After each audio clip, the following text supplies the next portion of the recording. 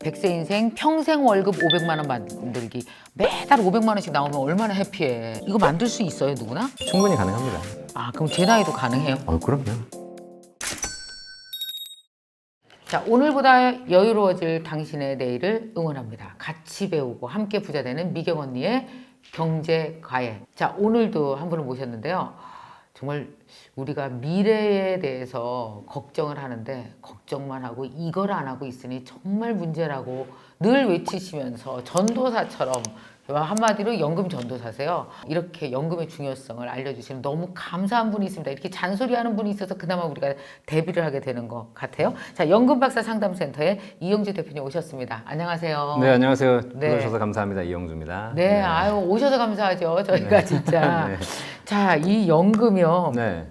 연금 안 들은 사람은 아마 없지 않을까 싶은데 그러나 연금에 대해서 제대로 알고 이걸 잘 운용하고 네. 연금의 종류가 이렇게 다양하며 연금이 우리 노후에 얼마나 중요한지에 대해서 잘 모르고 잘 가다 막 해약하는 사람도 있고 맞아요. 네. 그죠? 그래서 연금과 우리의 미래 노후와는 얼마나 그 밀접하게 중요성이 있고 네. 이게 좀 깨닫게 해주세요. 우리 정신 네. 번쩍 드는 얘기 좀 해주세요. 알겠습니다. 실제로 제가 연금을 상담하고 네. 해온 지가 지금 한 10여 년이 되거든요. 아, 네. 그런데 제가 이렇게 상담하면서 저도 사실 늙어보지 않았잖아요.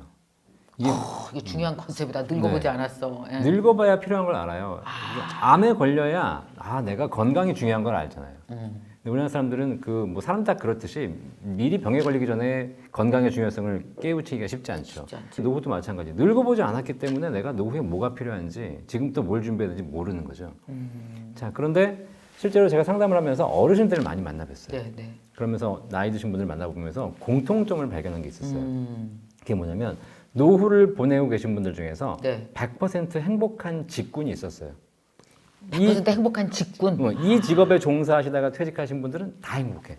나 알아맞혀도 돼요? 네, 저기 사학연금 받으시는 분. 맞으십니다. 네, 공무원, 교사, 사학 이렇게 해가지고 네. 공무원이나 교사 은퇴자분들은 적게는 1, 200부터 많게는 4, 500씩 그렇게 받죠. 평생 연금 받으시고 맞벌이 하시는 분들은 거의 1,000만 원 가까이 받으시는 맞아. 분이 계세요. 둘 다 사학연금이면 1,000만 원 네. 가까이 되더라고. 근데 이게 금액이 크고 작고가 문제가 아니라 고정적인 소득이 평생 나온다는 점에서 굉장히 안정적으로 노후를 보내고 계시더라고요. 그 한 바퀴만 돌면 또 돈 받고 30일 한 바퀴 돌면 또 돈 받고 네. 계속 이렇게 나오는 거예요. 네. 너무 좋다. 이제 그걸 제가 보면서 느꼈는데 그런데 또 하나 느낀 게 뭐냐면 100% 불행하신 분들이 계시더라고요. 나 요거 조금 여러분 잘 들어주시기 바랍니다. 누굴까요? 네. 일단 직장 생활을 하시고 사업을 하시면서 돈 많이 번도 계시고 적게 번 분도 계시잖아요. 근데 그런 돈을 가지고 계신 분들 중에서 행복한 분도 있고 불행한 분도 있는데 100% 불행한 분이 누구였냐면 누구? 공무원 열심히 30년간 다니셨는데 마지막에 연금으로 안 받고 일시금으로 받으신 분들. 오, 그럼 안 돼요? 네, 그게 가능해요. 평생 연금을 부었는데 마지막에 퇴직하는 날 공무원 연금 관리공단에서 물어봐요. 물어봐. 평생 부으신 연금을 연금으로 받으시겠습니까? 일시금으로 받으시겠습니까? 사업하고 싶었나 보지. 네, 그러니까 그 당시에 자식도 결혼 자금도 대줘야지, 사업도 하지, 주식도 사고 싶지, 이러니까 그걸 일시금으로 받으신 분들이 계셨는데 그분들 중에서 실제 노후가 행복하신 분들은 찾아보기 쉽지 않더라. 이걸 보면서 뭔가 있네 노후에. 보면서 노후에 연금을 가지신 분들은 다 행복한데 목돈 가지신 분들은 불행한 걸 보면서 연금이 노후에는 중요하구나. 진짜. 이걸 깨닫기 시작했죠. 이런 말씀을 하셨단 말이에요. 목돈 가진 사람은 호구되고 연금 가진 사람이 갑이 된다. 네. 목돈은 이벤트를 준비하는 거지만 연금은 인생 전반적인 삶을 준비하는 네, 거다. 네. 아주 그냥 연금에 대한 명언은 이영주 대표에 위해서 다 나왔어요. 그리고 목돈은 내가 지켜야 되는 거지만 네. 연금은 나를 지켜주는 거다. 너무 막 소름 돋지 않아? 네. 감사합니다. 이렇게 연금이 중요하군요. 이게 제가 목돈과 연금의 10가지 차이점이라고 지금 블로그나 인터넷에 많이 하고 있거든요. 네, 책에도 네, 네. 썼고요. 저는 개인적으로 이거 노벨상 받아야 된다고 생각해요. 자, 빨리 저 잠깐 계세요. 노벨 인문학상. 써서 노벨상 노벨 인문학상. 드리겠습니다.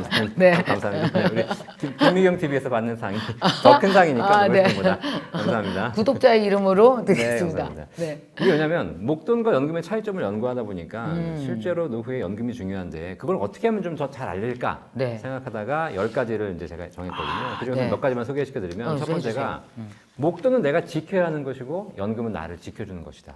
너무 뼈 때리는 말이다 이게 진짜. 노후에 목돈 가지고 계시면 여러분이 지켜내셔야 돼. 보이스피싱, 사기, 여러 가지 뭐 대출, 자식. 그래서 오죽하면 제 방송에 이제 제 상담에 오신 분들이 그런 얘기 하시는 분 계세요. 와가지고 빨리 연금을 가입하겠다는 거예요. 아니 좀 천천히 하셔라. 뭐 이렇게 급하게 하시려고 그러냐. 그러면 자기 통장에 돈이 있는데 이거 지금 누구든지 가져가려고 막 여기저기 달라고 난리다. 이런 분들 많이 계세요. 근데 내가 이거를 컨트롤할 수도 없어. 특히 최근에 보이스피싱 같은 경우 보면은 그냥 자고 일어났더니 통장에 돈이 사라지는 경우가 지금 뉴스에 나오고 있거든요. 그래서 목돈은 지켜내셔야 되는데 연금은 나를 지켜준다. 내 평생에 생존하는 기간 동안 지급이 보장되기 때문에. 그래서 이제 그런 것도 있었고요. 목돈 날리면 평생 힘들지만 연금 날리면 한 달만 참으면 된다. 이야 명언이다.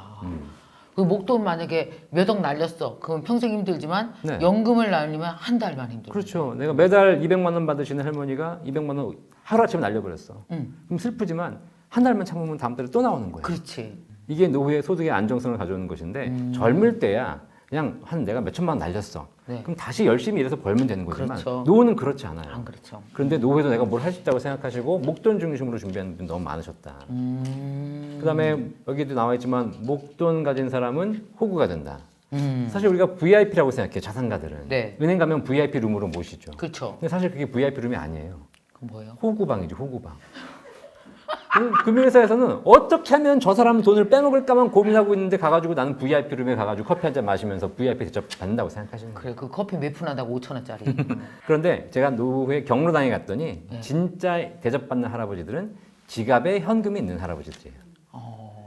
아파트 100억짜리, 50억짜리 아파트에 사시는 할아버지가 아니라 이번 달에도 계속 맛있는 걸 사줄 수 있는 할아버지들이 제일 인기가 있더라는 거죠. 아 이게 진짜? 돈은 지속 반복해서 들어와야지. 어쩌다 한 번 큰 돈은 소용이 네. 없어 진짜. 그리고 마지막 한 가지가 이제 목돈은 이벤트를 준비하는 것, 연금은 삶을 준비하는 것인데 아마 우리 김미경 선생님도 잘 아시겠지만 우리의 노후가 과거에는 5년, 10년짜리 짧은 기간이었기 때문에 맞아요. 이벤트 기간이었어요. 우리 아버님 세대는 평균 수명 60세.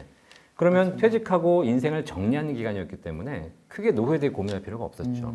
근데 지금은 노후가 3, 40년. 맞아요. 직장 생활보다 더 긴 기간이에요. 그렇죠. 맞아요. 여행을 갈 때도 우리가 당일치기 여행 가는 거하고 하루짜리 한 달짜리 여행 가는 거하고 준비 방법이 달라야 되는데 우리 머릿속에는 지금 우리의 여행은 굉장히 긴 여행이 돼 있는데 우리는 지금 아직도 머릿속에 당일치기 여행을 준비하고 있는 거예요. 그래서 이벤트로 준비하지 말고 삶으로 준비해야 된다. 그래서 사실 연금도 중요하지만 평생 할 일도 굉장히 중요하다. 그렇죠. 라는 얘기를 들으면서 목돈과 연금의 10가지 차이점 만들었으니까 네. 검색하시면 다 나옵니다. 네, 검색하시고 여러분 책도 읽어보시기 바랍니다. 책도 좋았던 것 같아요. 책 좀 갖다 주세요, 좀. 이 책은 언제 쓰신 거예요, 저 책은? 사실 2015년도에 처음 썼는데 그때는 네네네. 아무도 관심 안 가져줬고 아, 그랬어요, 2015년에는? 그때는 연금하면 안 됐어요. 집 샀어야지.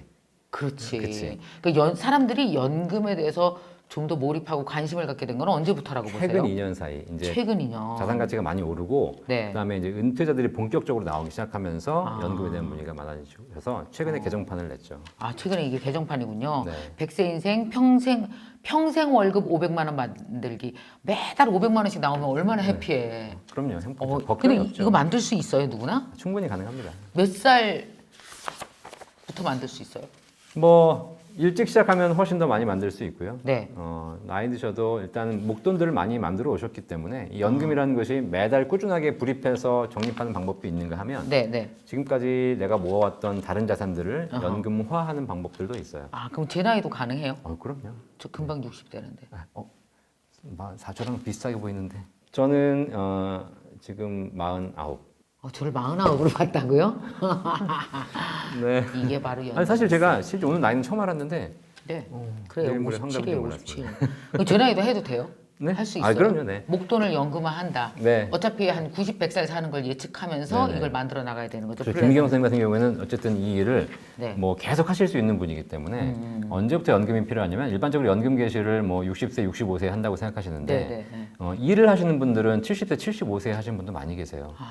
진짜 내가 아무것도 할 수 없는 나이거나 진짜 누군가의 도움이 필요한 나이거나 이랬을 때 이제 연금이 더 효과를 보이게 되죠. 아, 그렇군요. 100세 인생 평생 월급 500만 원 만들기 연금 부자죠. 저도 이 책을 샀거든요. 저도 한번 꼭 읽어보도록 하겠습니다. 네. 너무 좋다. 자, 그러면 이제 책 읽는 건 다음 문제고 여러분 책 읽을 시간 없으니까 얼른 제가 쏙쏙 뽑아서 다 그렇죠. 다 알려드려야지. 네. 알려드리는 방법으로 얍삽하게 다 깊이 있게 알려드리도록 하겠습니다. 자, 먼저 제가 질문을 다 좀 써갖고 왔는데요. 네. 이 얘기부터 해보면 좋겠어요. 우리가 연금 그러면 제일 먼저 떠올리는 게 국민연금이잖아요. 맞아요. 그죠? 네. 그래서 웬만하면 국민연금은 모든 국민들이 다 들고 있고 저도 국민연금 들어가고 있거든요. 근데 이제 국민연금 그러면 사람들의 얘기는 택도 없어, 모자라. 국민연금으로는 아무 커버가 안 돼. 막 네. 이렇게 지금 고민하고 있는데 네. 그래도 들긴 들어야 되는 것이고 네. 그 혜택을 좀 더 잘 꾸리는 방법은 뭐가 있을까요? 말씀하시면서 세대 간의 차이가 있다라고 느끼는데 네. 5, 60대 국민연금 받으신 분들은 국민연금이 최고라고 생각하세요. 그러니까 사실 국민연금 제도가 지금 받으실 분들, 지금 받고 계신 분들에게는 굉장히 유리해요. 그런데 앞으로 이제 장기적으로 납입해서 받아야 될 우리 젊은 세대에게는 사실 그러다 보니까 좀 불리한 제도가 돼 있어서 네. 지금 연금 개혁안이 올라가 있는 거잖아요. 자, 그럼에도 불구하고 우리 국민연금은 사회 공적 제도이기 때문에 네. 내가 낸 돈 대비해서 일반적으로 다른 연금에 비해서 더 유리합니다. 아, 유리하다. 네. 근데 이제 그게 이유가 뭐냐면 국민연금이 사회 제도예요. 제도. 네, 그렇죠. 제도는 더 많이 아는 사람들이 더 많이 활용하게 돼 있어요. 이게 우리가 옛날에 저 대학 갔을 때는 성적 순으로 대학을 갔어요. 네. 그러니까 공부만 열심히 하면 좋은 대학 갈 수 있었고 그렇죠. 제일 잘하는 놈이 서울대 가는 거고 맞아요. 그다음에 뭐 이렇게 밑에 대학 가는 거잖아요. 요즘은 그렇지 않아요. 요즘은 똑같은 실력이 있어도 입시제도가 굉장히 복잡해지면서 맞아요. 똑같은 실력이 있어도 제도를 네. 더 많이 아는 사람들이 더 좋은 대학에 가요. 네, 네, 맞아요. 국민연금도 마찬가지예요. 국민연금도 제도이기 때문에 내가 네. 낸 만큼 받는 게 아니에요. 똑같이 내도 어떤 사람은 더 받고 어떤 사람은 덜 받고 이런 일들이 벌어져요. 몇 가지 방법이 있는데 첫 번째가 네. 국민연금은 많이 내는 것보다 오래 내는 게 유리합니다. 내가 30만 원씩 10년 내는 것보다 네. 10만 원씩 30년 내는 게 국민연금은 훨씬 더 받게 돼요. 아, 그래요? 네. 그래서 물론 이제 일반 급여소득자들은 월급에서 뛰어가기 때문에 내가 뭘 조절할 수는 없지만 뭐 임의가입자나 지역가입자분들은 내가 일부 조절할 수 있는 부분이 있거든요. 네, 네. 그렇게 되면 좀 오래 내시는 게 더 유리하고요. 네. 그다음에 국민연금은 과거에 안 냈던 기간을 나중에 낼 수 있습니다. 오, 네. 왜 이제 사업하시는 분들 하다 보면 중간중간 쉬느라고 국민연금 안 내신 분도 계시고 그쵸, 있죠. 직장을 이직하느라고 쉬신 분도 계시고 뭐 주부들 같은 경우에는 중간에 주부하게 되면 또 국민연금 납입 안 하시잖아요. 그런 경우가 있어요. 근데 사실 그래. 원래 우리가 상식적으로 생각하면 일반적인 금융상품은 한 번 안 냈으면 끝이에요. 끝. 그렇죠. 낙장 불입. 떨어진 거 다시 못 들어와. 네, 네. 그런데 원래 일반적인 금융상품들은 과거에 안 낸 걸 나중에 낼 수 없게 되어 있거든요. 근데 국민연금은 과거에 안 낸 걸 나중에 낼 수 있게 해준 제도가 추후 납부 제도예요. 아, 그러면 그 제도의 혜택을 그대로 받을 수 있고. 그럼요. 그대로 인정해 드리는 거니까. 근데 또 하나 네. 추후 납부도 이제 이렇게 막 해드렸더니 추후 납부를 열심히 하시더라고요. 네, 네. 근데 추후 납부는 지금 하실 필요가 없어요. 연금 받기 전날 하면 돼요. 진짜 그래도 돼요? 네. 왜냐면 국민연금 수령의 공식에 거치 기간이 없어요. 그러니까 일찍 낸 사람이나 늦게 낸 사람이나 연금액의 차이가 없다는 거예요. 그거 불공평한데 그럼? 그러니까요. 근데 제도의 이런 어떤 특징이에요, 특징. 그러다 보니까 실제로 똑같은 금액을 내가 내야 되는데 오늘 내는 거하고 연금 받기 전날 내는 거하고 내 연금 수령에 큰 차이가 없고 없다. 오히려 내가 지금 낼 돈을 다른 거로 불려가지고 네. 5년, 10년 후에 추후 납부하는 방법도 추천해 볼 수 있다는 거예요. 그럼 국민연금은요 가격이 딱 그 공적인 제도에서 정해지는 거예요? 아니면 내가 더 내고 싶으면 더 내도 돼요?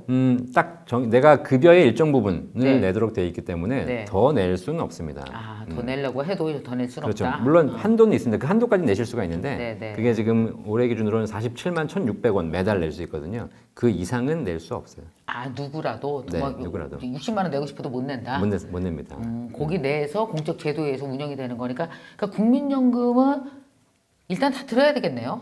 뭐 직장가입자는 의무가입이기 때문에 뭐 선택 여지가 없고 만약 아니 직장이 아니라면 지역가입자도 소득의 일부를 내셔야 되기 때문에 사실 우리나라 전 국민 의무가입 제도예요. 그렇죠. 그러니까 내가 선택해서 안 낼 수 있는 방법이 있긴 하나 원래는 안 내면 안 되시는 거고 다 내셔야죠. 원래는 다 내야 되는 네. 거. 누구 낸다.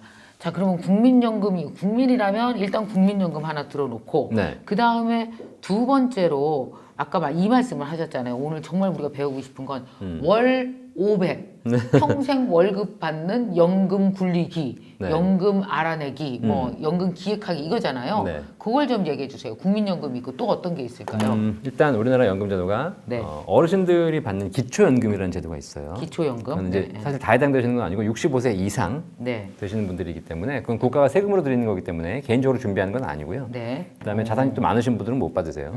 그래서 일반적으로 우리가 준비할 수 있는 연금제도가 첫 번째 국민연금, 네. 급여에서 9%를 내고 계십니다. 9%. 네. 그다음에 이제 본인이 4.5 내고 회사가 4.5를 주는 거죠. 맞아요. 네, 그다음에 이제 퇴직금, 퇴직연금이 있어요. 네. 퇴직연금은 1년 월급, 1년 연봉의 한 달치가 보통 쌓이죠. 그래서 퇴직 직전 3개월 평균 급여 곱하기 근속연수 기준으로 쌓이기 때문에 보통 한 달치가 쌓인다고 생각하시면 돼요. 매년 한 달씩. 매년 한 달치. 자, 그다음에 세 번째가 연금 저축이 있어요. 연금 저축. 연금 저축. 이게 개인 연금 상품인데 그럼 개인이 선택해서 하겠네요. 그렇죠. 네. 예. 지금까지 국민연금과 퇴직연금은 의무적으로 하셔야 되는 거고 네. 지금도 선택할 수 있는 건데 개인연금은 선택해서 하니까 잘 안 하잖아요. 그래서 국가가 여기다가 세제 혜택을 부여했어요. 네. 그래서 연금 저축은 연간 400만 원까지 납입을 하시게 되면 여기에 대해서 세금을 환급해 드려요. 뭐 최대 뭐 한 66만 원까지 환급 받을 수 있어요. 네. 그러니까 연간 400이니까 월 한 33만 원 정도씩이잖아요. 그죠? 네. 그다음에 네 번째가 개인연금 중에서 비과세 연금이라고 해서 개인 스스로 이제 보험사에다가 연금을 가입하시게 되면 네. 얘는 납입할 때 세금을 환급받지 못하지만 연금 받을 때 이자 소득세를 비과세하는 상품이 있어서 그것도 한도는 월 150만 원까지 가능하지만 개인적으로 불입하신 분들이 보통 2, 30만 원씩 불입하시면 되거든요. 자, 그러면 이제 잘 보시면 네. 우리가 연금은 너무 먼 미래니까 내가 크게 준비 안 해도 되겠지라고 생각하시지만 네. 이미 나도 모르는 사이에 국민연금을 한 달에 내 월급의 9%를 내고 있어요. 네. 그러면 월급을 300만 원 받으시는 분들은 이미 27만 원씩 연금을 내고 있는 거예요. 그다음에 내가 회사를 다니고 있다면 회사에서 퇴직금을 내 1년치 월급 연봉 중에서 한 달치 월급을 쌓아놓고 있어요. 그렇죠. 그럼 연봉이 예를 들면 3,600이다. 그러면 한 달에 300이니까 이미 300을 연간 쌓아놓고 있는 겁니다. 그렇죠. 거기다가 이제 국민연금까지 이제 그렇죠. 들어가겠네요. 그러니까 국민연금 27만 원, 그다음에 퇴직금 한 달에 25만 원씩 쌓여 있는 거고, 네. 그다음에 연금저축도 연간 400이니까 한 달에 33만 원씩 많이 하시면 네. 일단 나는 80만 원을 노후 준비를 하고 있는 거예요. 그 정도는 해야겠구나. 그다음에 개인연금까지 한 2, 30만 원 하게 되면 네. 여러분들이 크게 신경 쓰지 않아도 나라에서 하라는 것만 제대로 하면 한 달에 100만 원씩은 나도 모르는 사이에 크게 신경 쓰지 않아도 노후 준비가 들어가고 있고요. 이거를 뭐 20, 30대 직장생활 시작하면서 꾸준하게 하신다면 노후에 최소 3, 400 이상 연금 마련하는 건 어렵지 않아요. 아, 그런 거군요. 근데 이거를 미리 안 하고 나중에 가서 하려고 하니까 이제 문제가 생기는 거고 큰 금액이 들어가는 거죠. 그리고 이걸 또 되게 아깝워하잖아요. 그런데 이 혜택에 대해서 딱 머릿속에 그림이 안 그려지니까 맞아요. 네. 현재 나가는 100만 원이 너무 아깝기도 하고 또 거기다가 이제 막 괴담이 들리잖아요. 아, 못 봤는데 나중에 네. 못 봤는데 막 이런 괴담이 들리니까 막 해약하고 싶고 또 유혹도 있어요. 맞아요. 막 친구가 집 샀대. 나 연금 네. 해약해하고 나 부동산 샀거든 몇 배 올랐어. 야 주식이 더 나와. 이러니까 막 연금을 막 어떻게 하고 싶잖아. 코인하고 막. 네. 자, 그런데 어떻게 이 연금을 가장 많이 가입하는 젊은 층을 보면 어떤 분들이냐면 부모님이 공무원 은퇴자인 분들은 반드시 연금을 해요. 말씀하신 거예요. 봤으니까. 봤으니까. 우리 엄마 아빠가 연금을 받는 걸 봤고 그 연금을 받는 것 때문에 당신들이 얼마나 행복하고 내가 부모에 대한 부양 의무가 없어진다는 걸 봤기 때문에. 그게 제일 중요해. 부모가 어디서 300을 받으면 내가 안 줘도 되는데 안 네. 그러면 내가 100만 원에도 보태야 되잖아. 그럼요. 네. 그러다 보니까 실제로 연금 가입률이 공무원 자녀들이 굉장히 높고요. 그런데 그렇지 않으신 분들은 말씀하신 대로 내가 본 적이 없고 이게 확신이 안 들기 때문에 미루시는 거예요. 그래서 제가 우리 이 대표님이 오신다 그래서 네. 제가 뽑아놓고 안 갖고 왔네. 제 연금을 쫙 한번 네. 봐봤어요. 네. 그랬더니 옛날에 삼성생명에 뭐죠? 연금 부은 게 있는데 네. 이미 다 완납을 끝냈더라고. 한 20년 이상 부어서 네. 완납돼 있어요. 더 내면 안 된다 그래서 그냥 그친 게 있던데요. 그거 확정금령 연금일 거예요. 90년대 가입하신 거. 맞아요. 네. 보통 한 7%, 8%짜리. 엄청 높은 거였어요. 맞아요. 그럼요. 그거 네. 삼성생명 내버려 두고 있어요. 그럼 어떻게 해야 돼요? 아주 잘하신 거죠. 너무 조금 내셨을 거야. 많이 못 내겠어요 그때. 네, 그죠. 근데 사실 그게 지금 현재 연금 가입하신 분들 중에 가장 좋은 조건은 90년대에 가입하셨던 확정 금령. 지금은 금리가 1%, 2%밖에 안 되지만 그때는 최저로 낮은 게 6.5였고, 맞아요. 뭐 12%짜리도 봤어요. 그걸 지금까지 연금 받고 계신 분도 계시거든요. 그쵸. 근데 그거 연금도 안 받고 그냥 그치고 내버려 뒀거든요. 연금 개시 시점이 보통 한 60세쯤 될 것이니까 맞아요. 그때부터 이제 받으시면 되고요. 네, 좀 받기 싫다 그러면 좀 늦추셔도 상관없어요. 금리가 높으니까. 얼마 안 되던데. 얼마 안 되지만 낸 돈 대비 이자를 생각해 보면 엄청난 거예요. 그런 거예요? 사실 보험사는 몇십만 원 안 되더만. 그 상품 빨리 해지해 주길 바라고 있어요. 나한테? 네, 보험사는. 어쩐지 몇 년 전에 전화 왔었어요. 해지하라고. 그러니까. 네. 아니 지금 금리가 1%인데 7%, 8% 드리고 있으니까 회사 입장에서는 사실상 이게 진짜 골칫거리죠. 무슨 흥국생명인가 거기도 하나 있는데 그것도 다 완납했어요. 네네. 근데 제가 왜 보험이 많은지 아세요? 왜요? 다 강의를 다닌 거예요. 그런 상명보험. 그때 90년대 때 강의 많이 다닐 때 하나만 들으라고 하도 그래서 들어놓고 잊어버린 거죠. 잘하셨어요. 그게 이제 이렇게 저희가 상담 오면 뭐 좋고 안 좋고에 대해서 자꾸 물어보시는 분이 많이 계신데 실제 연금을 가지고 노후에 행복하게 보내신 분들은 수익에 연연하신 분들이 아니세요. 사실 연금으로 행복하고 투자로 행복하신 분들은 전부 네. 강제적으로 하신 분들이에요. 그래 강제로 들어. 내일 주가가 오를지 내일 무슨 뭐 수익이 날지를 사실 고민해서 하신 분들은 대부분 중간에 흔들리면서 해지하고 가입하고를 반복하는데 그렇지 않고 그냥 하라니까 했어. 근데 그냥 잊어버렸어. 그러면 나중에 그것이 또 큰 자산이 되어 있는 거거든요. 그리고 국민연금이 있고 그리고 퇴직연금이 있고 RIP가 IRP. IRP. 죄송합니다. IRP. 무식해. 네. 네. 이러면서 개인 배운 퇴직연금이라고 해서 IRP가 있거든요. IRP 이거는 네. 뭐예요? 이건 뭐냐면 이제 직장인들이나 자영업자들이 퇴직을 하게 되면 퇴직금이 생기잖아요. 네. 그 퇴직금을 나중에 연금으로 받기 위해서 만들어 놓은 계좌가 IRP라는 계좌예요. 그러니까 사실 IRP는 언제 만드는 거냐면 퇴직 직전에 퇴직금 받기 위해서 만들면 돼요. 퇴직 직전에. 네. 그럼 퇴직금을 그리 받아가지고 그쪽에서 연금으로 받게 되면 국가가 거기에 세제 혜택을 부여하는 거예요. 그런 거구나. 그런데 IRP. 그런데 그때 가서 가입하면 너무 늦으니까 아하. 좀 미리 가입해라. 그럼 미리 가입해가지고 거기다가 추가로 300만 원 넣으면 연간 네. 그러면 연금저축 400만 원과 IRP 300만 원, 최대 700만 원까지 세액공제 혜택을 주겠다라는 추가적인 세제 혜택을 받을 수 있는 연금 수단으로 이제 국가가 마련한 통장이죠. 그래서 제가 쭉 따져봤더니 이렇게 다 해서 한 5개인가 6개 정도 되더라고요. 네. 연금이. 자 그렇게 하셔가지고 퇴직금도 있고 개인연금 준비하시게 되면 이제 하나하나 쌓여가기 시작하는 겁니다. 이제. 그렇게. 작은 돈이지만 이렇게 맞습니다. 네. 쌓아가는 거죠. 이게 나 좀- 그래도 그 잘한 것 같다 그래도 그치. 근데 이게 잘한 이유가 뭔지 아세요? 바빠서 안 쳐다봐서 잘한. 완전 좋아요. 쳐다봤으면 택도 없어. 자, 언젠가 해약했을 거야 아마. 공무원하고 우리 개인연금 가입자하고 제가 차이를 느낀 적이 있어요. 네. 자, 공무원들은 한 달에 300만 원 받으면 급여의 9%를 공무원 연금으로 띄어가요. 그쵸. 그럼 한 30만 원 띄어가거든요. 그러면 띄어가고 270이 나와요. 그러면 공무원들은 어떻게 생각하냐면 공무원들은 내 월급이 300인데 국가가 30만 원 띄어가서 270만 원 받는다고 생각하지 않아요. 그냥 내 월급이 270이라고 생각해요. 그런데 개인연금 가입한 사람들은 300만 원 받아가지고 거기 흥국생명에다가 30만 원 넣었으니까 나는 270만 원밖에 못 받아. 쟤만 없으면 내가 30만 원 더 쓰는데 이런 생각을 하면서 끊임없이 흔들리는 거예요. 근데 대표님 연금 심리학자 같아. 그거 어떻게 그렇게 잘하세요? 제가 경제를 한 20년 했는데 사실 투자가 이게 투자 경제학이 아니에요. 경제학이 아니고 심리학이에요. 심리학. 심리학이다 진짜. 네. 그러니까 어떤 프레임으로 나의 연금을 바라보느냐가 연금을 끝까지 지켜나가고 내가 나중에 500을 만드는지 안 보내는지 너무 중요하네. 그럼요. 네.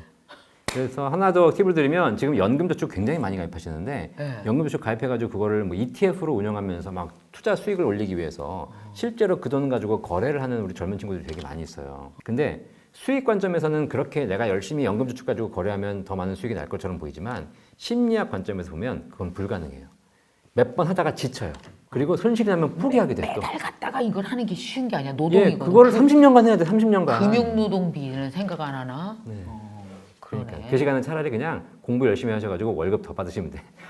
내 능력을 개발 안 하고 맨날 앉아가지고 연금저축 뭐 사고 팔고 이거 하고 있는 거야. 그러다 회사 잘려요. 그 몇 푼 안 되는 걸로 잘려. 그러니까요. 심리학입니다. 심리학. 그러니까 돈은 심리학인 것 같아. 맞습니다. 진짜. 저 이 정도 연금이었으면 더 안 넣어도 돼요. 그냥. 근데 이제 그렇게 해서 얼마 받을지를 한번 체크해 봐야죠. 그걸 안 했어요. 그거를 이제 다 체크해 볼 수 있어요. 실제로 이 정도 있으면 나중에 얼마쯤 받는다. 그거 어디 가서 체크 받아요? 연금박사 상담센터에서 해드리고 있습니다. 대표님네 회사에서 네. 연금 박사 3당 센터에서 네. 할 수 있다 연금. 그렇구나. 그러니까 상담 많이 오시는 분들이 자기 거 다 들고 와요. 도대체 내가 언제부터 얼마를 받는 것이냐, 그럼 이게 부족한 것이냐, 많은 것이냐, 뭐 이거 부족하다면 어떤 걸 더 내가 조정해야 되느냐. 가서 해야 돼요, 꼭? 뭐 가서 오셔서 하는 게 제일 좋고요. 그다음에 그렇지 않고 제가 방문 상담하기도 하는데 상담료가 좀 있습니다. 상담료가 있어요. 그게 너무 좋은데. 그런데 누구 제가 실제로 지식 노동에 왜 당연히 페이해야죠. 예, 국민연금이나 이런 상담하다 보면 오신 분들 중에서 많이 벌어들인 분들은 딱 1시간 상담해가지고 5천만 원, 1억씩 벌어들이는 분도 많아요. 어떻게? 뭘로? 이건 연금으로 벌어들인 것이 아니라 세금으로 벌어들이는 거예요. 이걸 몰랐기 때문에 내가 세금을 5천만 원, 1억 내야 되는 걸 하나 조정함으로써 5천만 원, 1억을 줄일 수 있었어요. 그런 것도 있습니다. 나 갑자기 눈이 막 하트 뿅뿅 하면서 네. 만나봐야 되겠는데 막 이런 생각이 듭니다. 여러분들도 한번 각종 연금들이 제대로 들어가고 있는지에 대해서 한번 다 리스트업해서 한번 살펴보는 걸 요번 기회에 꼭 해보셨으면 좋겠습니다. 자, 이제 두 번째 질문 또 이제 드리면, 직장인 분들이 왜 퇴직연금 아까 말씀하셨잖아요. 퇴직연금을 막 수익률 높이기 위해서 막 ETF에 뭐에 막 하다가 사실 오히려 신경 쓴다고 했는데 그럼에도 불구하고 퇴직연금을 좀 잘 운용하는 방법이 있을까요? 없어요. 심플해 좋습니다. 자, 넘어가겠습니다. 그냥 퇴직금은 그러니까 퇴직금은 직장인분들은 그냥 DB형 하세요. DB형은 내가 급여가 올라가는 만큼 퇴직금이 올라가요.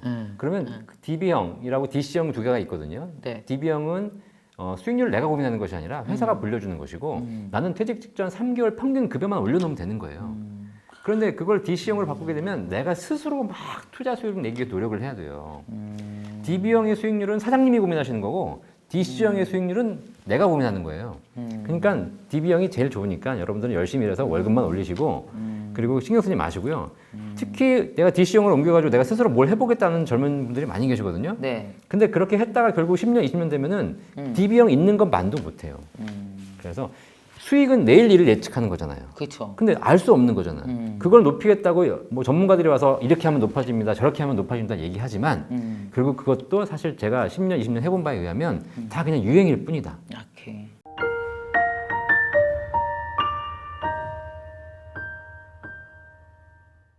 자식을 어느 정도 포기하셔라. 재정적인 도움이 되겠다 이런 거 버리시고 또 자녀한테도 선을 그어주셔야 됩니다. 내가 자녀한테 집 한 채는 물려줘야지라는 생각 버리시라는 거. 돌아가신 다음에 100세 때 물려줄 수밖에 없어요. 그럼 그 자녀 나이가 70세, 60세 내가 쓰고 간다라는 생각을 하시고, 주택연금을 잘 파서 먹고 가는 네. 방법이 뭐가 있을까요? 주택연금을 받으실 때 절대 해서는 안 될 한 가지.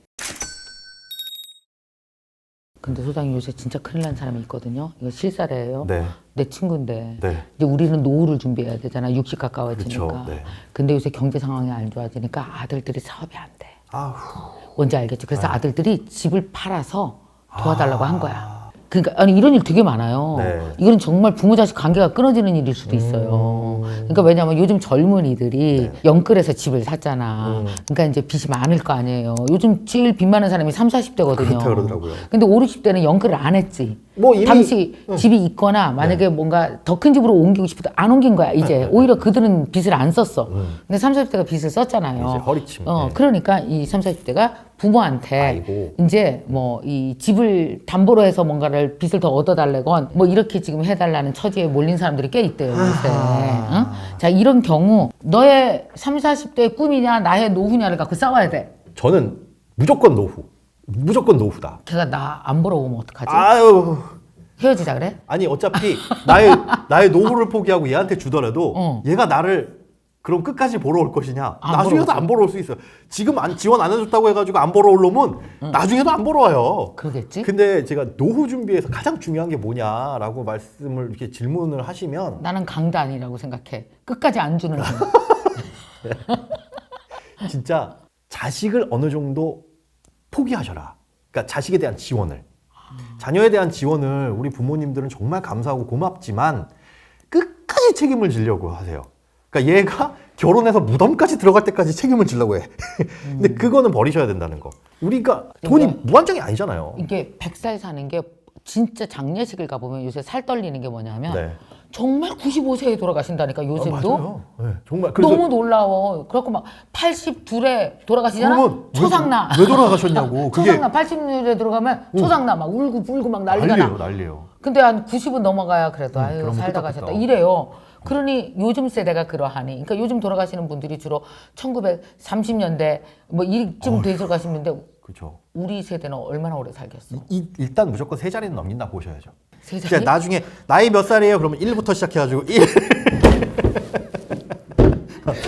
불행해. 이건 하셔야지. 건강하면 상관없어요. 건강하면. 야 나이 몇 살이었을 때 아니 1 진짜 신문에서만 어떤 그 125세인가 140세인가 그랬대잖아. 네. 야 1부터 쓰는 거 90년 만에 너무한다, 다 너무해. 건강하고 돈이 있는 상태에서 나이가 있으면 사실은 축복이긴 한데 그렇지 않으면 아 근데 어쨌든 그래도 사는 사람이 자식에게 폐 안 끼치고 사는 것도 되게 중요하니까. 네, 그렇죠. 그런데 그 폐 안 끼치고 사는 게 중요하다라고 생각한다면 지금 가지고 있는 나의 노후 자산을 자녀에게 베푼다라는 건 그만큼 나중에 가서 자녀한테 의지를 할 가능성이 높아진다는 거거든요. 나중 되면 걔도 70 아니야. 그렇죠. 환장해. 걔도 70이야 내가 100살이면. 아이고 세상에. 누가 노인이고 아니고 구분이 안 가. 그러면- 관리 잘하면 내가 더 젊을 수도 있어 새끼보다.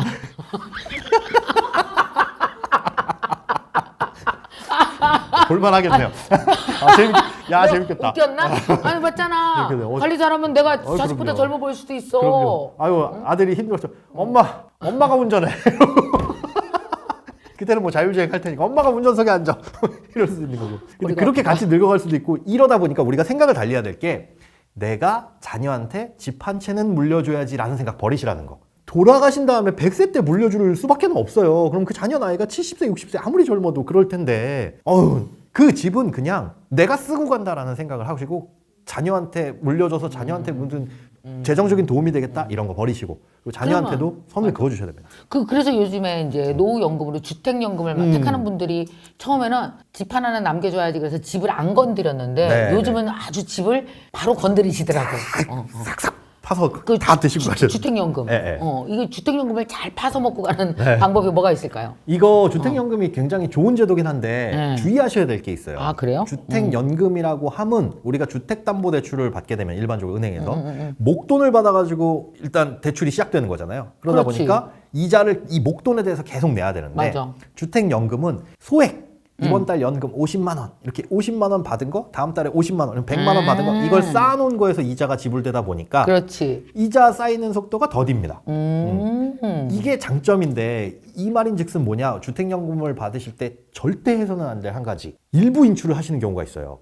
처음에 주택연금 시작할 때 목돈이 필요하신 경우 있거든요. 그럴 때 한도 내에서 일정 금액 목돈을 주기도 해요. 아하. 대신에 연금이 그만큼 줄어져. 예를 들어서 그렇지. 연금이 한 달에 50만 원 줄어들지. 나올 건데 목돈으로 저희가 2천만 원 빼드릴게요. 대신에 50만 원이 아니라 뭐 40만 원 나옵니다. 오케이. 근데 당장의 은퇴 시점에 가서 한 60세, 65세 이때쯤 가니까 목돈도 한 1,000만 원, 2천만 원 필요한데 일부 인출 된다니까 이거 목돈 좀 꺼냈을까? 이렇게 하시면 절대 안 됩니다. 왜냐하면 주택연금의 장점이 소액 받아가지고 이자가 더디게 쌓여 나간다는 게 그러니까 이제 500, 그다음에 100, 150, 200 그러면 여기에 대한 이자가 그렇죠, 내 그렇죠. 원래 자산에서 알아서 빠져나가는 그렇죠. 거죠. 그렇게 누적돼가지고 나중에 내 오케이. 자산에서 이걸 퉁치는 건데 이게 이렇게 이제 바뀌는 거잖아. 그러면 소액으로 시작해서 이렇게 될 텐데 문제는 여기서 고액을 뺏었으면 처음에 그렇지. 네. 그럼 이자가 많아져. 여기에 이자가 붙는데 이게 복리로 붙어요. 그래. 근데 60세 때부터 100세까지 산다 40년 복리면 어마어마해질 거예요. 그 주택연금을 목돈을 인출해서 받았다? 이러면 100% 나중에 집값보다 이 가치가 훌렁 넘어가서 진짜 자녀들한테 줄 거는 전혀 안 남는. 보통 우리가 기대하는 건 장례비 정도는 남겠지. 혹은 집값이 많이 상승하면 집값보다 내가 받아간 연금액이 적으면 이만큼은 돌려주거든요. 근데 그렇게 되지 않을 가능성이 있어서 아니 그러니까 내가 사는 세월이 길어져서 네네네. 내 집이 다 고갈됐어. 네. 주택연금이. 그러면 그래도 어떻게 연금은 살아? 계속 나와요. 고갈되더라도. 진짜? 네, 계속 나와요. 그게 장점이에요. 그런데 문제는 고갈될 때까지 사실은 살 거라고 생각도 기대도 안 하고 2번은 뭐냐면 그래도 집값도 올라가잖아요. 그리고 나도 연금 받았지만 이자도 붙겠지만 집값도 같이 올라가니까 여기에서 이만큼 연금 뺀 거 요만큼 나머지 요 차액을 자녀한테 물려줄 수 있지 않을까 요거 기대하고 가는 거잖아요. 그게 장점인데 집값 떨어지면 어떡해? 집값 떨어져도 그냥 그걸로 끝이에요. 만약에 5억으로 내가 신청을 했다. 그래서 최초 신청한 금액이 중요해? 그대로입니다. 그럼 요즘 같은 데 신청하면 안 되겠다. 주택가격이 떨어져서. 그러니까 지금 작년이나 올해 초까지 신청하신 분들이 굉장히 많았어요. 그때 집값이 엄청 비쌌잖아. 그리고 이익이네. 아직까지도 사실은 지금은 이게 시세를 1번으로 하거든요. 시세. 그러니까 시세가 지금 확실하게 떨어진 건 아니고 급매물이나 급급매 한 건 두 건이 나오는 게 그게 시세라고 할 수는 없으니까 그래서 아직은 괜찮네. 아직까지는 이거 어떻게 하지? 어떻게 할까 말까 고민하시는 분들은 지금이라도 하시는 게 나쁘지 않다. 그리고 또 한 가지 생각하셔야 될 건 주택연금은 매년 2월이 되면 연금액 계산을 새로 합니다. 그러니까 그때부터 기존에 가입하셨던 분들은 상관없는데 그 2월 이후로 가입하실 분들에 대해서는 계산을 새로 해서 이거 보니까 금리가 너무 안 좋아졌는데 평균 수명이 너무 길어졌는데 이렇게 되면 앞으로 연금 좀 덜 줘야겠네. 자, 2월 1일부터 가입하시는 분은 저희가 연금은 똑같은 집비라도 덜 드립니다. 이 계산을 2월부터 하니까 고민 너무 오래 하지 마시고 가입하실 분들이라면 일단 지금 해두시는 게 좋고 다만 뭐 금리야 어차피 변동이니까 내가 받아간 연금에서 이자는 차곡차곡 쌓여가지고 복리로 늘어난다 정도는 알고 계셔야 나는 연금을 받은 게 원금은 총 1억 5천인데 왜 여기에 이자가 1억이 붙었지? 이런 생각은 안 하실 테니까 그건 처음부터 잘 생각해 보셔야 됩니다. 그냥 지분 활용하세요. 노후 대책으로. 어차피 자녀한테 못 물려줍니다. 100세까지 사신다고 생각하시고 아우 끔찍해라고 하시고 아예 물려주는 건 그냥 포기? 포기. 그러면 유택연금에 가입하는 시기를 네. 한 언제쯤 살날을 한 20년, 30년 이거 중요할 것 같아요. 그게 내가 언제 갈 날을 알 수 있으면 답이 나올 텐데 언제 갈지를 모르니까 이게 답이 안 나오는 거예요. 그래서 그렇게 보시면 됩니다. 우리가 노후라고 하면 돈이 많으면 좋겠지만 충분하지 않으니까 걱정인 거잖아요. 그런데 돈이 늘 이만큼이 필요한 건 아니라는 거. 즉 보통 정년 55세, 60세라고 보시면 그 60세에 나와도 한 10년 동안은 사회생활이 왕성해요. 그냥 젊은이에요. 요즘에 60세는 노약자석에도 못 앉잖아요. 이런 데도 못 앉아요. 예. 할아버지 할머니 아니에요. 어디 가서 타이틀이 그런 아저씨 아줌마인데 그 60세에서 70세 요 1단계 구간은 어차피 돈 많이 씁니다. 그러니까 요 때는 연금저축, 뭐 퇴직금, 그치. 퇴직연금 이런 것들로 어느 정도 커버를 해야 되고 그렇지. 70세부터 80세 구간 요 때는 이제 해외여행 좀 멀리 가는 것도 좀 힘들고 좀 불안하고 그리고 몸 쓰는 일, 돈 들어가는 일 좀 많이 못하고 그러다 보니까 생활비는 좀 줄고 애들은 독립해가지고 그래도 여유가 되니까 용돈이라고 하는 거 한 10만 원, 20만 원, 30만 원, 40만 원 이 정도 받을 수 있을 거예요. 그럼 요 구간 받을래. 그럼 괜찮고요. 그런데 문제는 요 구간에 필요한 돈하고 이때부터 시작되는 공적인 연금이 나온다는 거죠. 65세부터는 평생 나올 연금. 물론 65세 받을 때 국민연금 그렇죠. 나오잖아. 국민연금 나오는데 65세가 그게 큰 돈은 아니거든요. 그런데 아까 말씀드린 것처럼 60세에서 70세까지는 많은 돈 필요하지만 요때로 지나가면 생활비가 훅 꺾여요. 애들도 독립했기 때문에. 그러면 65세부터 나오던 국민연금 평생 나오는 게 어느 정도 요때쯤 가면 힘을 발휘하기 시작하고 그리고 그러면 판단을 하시는 게 내가 죽을 때까지 필요한 연금이 있겠다. 이건 내가 언제까지 살지를 모르니까 그리고 자녀한테 도움은 안 받을 거고 그러면 그때쯤 돼서 주택연금을 신청하시면 되는데 한 70에서 75세 사이인가? 그렇게 하거나 아니면 그쯤 나는 될까? 아껴 쓸 자신 있고 안정적으로 그 돈을 쓰겠다라고 한다면은 조금 일찍 뭐 60세부터 하실 수는 있거든요. 60세나 65세부터는 국민연금과 함께 평생 나올 연금 깔아놓을 거야. 이렇게 생각하셔서 받으셔도 되는데 주택연금과 국민연금을 두 개를 동시에 깐다 생각하는 거지. 얘는 평생 나오는 거니까 무슨 일이 있어도 그냥 평생 쭉 나가는 거니까. 주택연금도 평생 나와. 그렇죠. 근데 그러니까 주택연금은 다만 금액이 고정돼 있으면 50만 원 주기로 했으면 끝까지 50을 주고 국민연금은 50 주기로 했지만 이게 물가 상승 반영하면서 올라가고 실질 가치를 보전하죠. 그렇게 생각하셔가지고 나는 평생 받을 거야 이렇게 세팅을 하시는 게 좋고 그다음에 주택연금을 신청하실 때도 앞에서 많이 주고 뒤로 가면 줄어드는 그런 형태가 있어요. 달라요? 네. 그래서 죽을 때까지 사실은 100세가 됐는데 한 달에 500씩 쓸래나? 뭐 잔병치레나 어디 병원 큰 거 아니면은 생활비 필요 생활비는 줄어들기 마련이잖아요. 그러니까 나는 앞에서 좀 당겨서 쓰고 뒤에는 조금 낮춰야겠다. 이런 체감형 방식도 있으니까 그것도 활용을 하시면 좋을 것 같고 저는 개인적으로 어떻게 할 거냐면 국민연금은 65세 때부터 나오지만 이걸 당겨 받을 겁니다. 60세부터. 그럴 수 있어요? 네. 대신에 연금액이 줄어들어요. 연금액이 줄어들어요. 30% 정도. 그러니까 원래 내가 65세 때 받으면 100만 원을 받지만 네. 당겨서 받으면 70만 원씩밖에 못 받습니다. 오케이. 네. 하지만 저는 오래 살 자신이 없어서 왜 이래? 도대체 이건 또 뭔 얘기예요? 남자들이 보통 오래 못 살잖아요. 그래. 어쩔 수 없이. 이렇게 5년 빨리 받아 그럼. 60, 그런 것도 유연하게 선택을 하셔라. 아. 그러니까 무조건 저 때까지 기다려야지. 만약에 제가 65세까지 기다려서 100을 받았는데 1년 살고 죽으면 얼마나 아쉬워요. 그러면 안 되겠지만 그래서 5년 일찍 받아가지고 차라리 아껴 쓰고 좀 덜 쓰고 그거는 라이프 사이클에 맞춰가지고 공적연금, 주택연금 맞춰가지고 활용을 하셔라. 이 주택연금은 꼭 아파트만 되는 거예요? 아니요. 다 돼요? 네, 오피스텔도 됩니다. 상가도 되고? 아니 상가는 안 돼요. 주택이어야 주거용으로 활용할 수 있는 주택이어야 주거용만 된다. 그래서 주거용 오피스텔도 되는데 이게 아파트의 시세와 똑같이 보지는 않아요. 실버타운이라고 부르는 노인복지주택 있죠. 이것도 가입이 가능한데 아파트 5억짜리와 실버타운 5억짜리를 같은 연금을 주진 않습니다. 얘가 좀 덜 나온다는 건 알고 계시고 활용도가 높은 주택일수록 아파트일수록 뭐 제일 많이 쳐주긴 하는데 그 외에 뭐 주택도 비슷비슷합니다. 뭐 빌라나 이런 것들도 가격만 똑같다면 그러니까 가장 좋은 건 주택 가격이 피크를 찍었을 때 가입하시는 게 제일 좋은 방법이긴 하죠. 우리는 코로나 때문에 발 빠르게 움직여야 부자가 되는지 알았잖아요. 이게 결과적으로 보니까 발 빠르게 안 움직인 게 오히려 낫어. 든든하니. 차라리 뭔가 확 주식에 돈 안 넣고 막 아파트 안 사고 이런 사람들이 오히려 지금은 오히려 더 그냥 왜 우직하게 적금 넣었던 사람들이 확실하게 돈 버는 거죠. 이런 때가 왔잖아요. 물론 또 이 세월이 얼마나 갈지 모르겠지만 자 이런 세월이 왔는데 자 그렇다면 이제 노후 그래도 어쨌든 아까 얘기한 대로 살아야 되니까 노후연금 부분은 지금부터라도 뭐 이런 경제 상황과 관련 없이 내 거는 나답게 준비를 해야 된다. 그렇죠.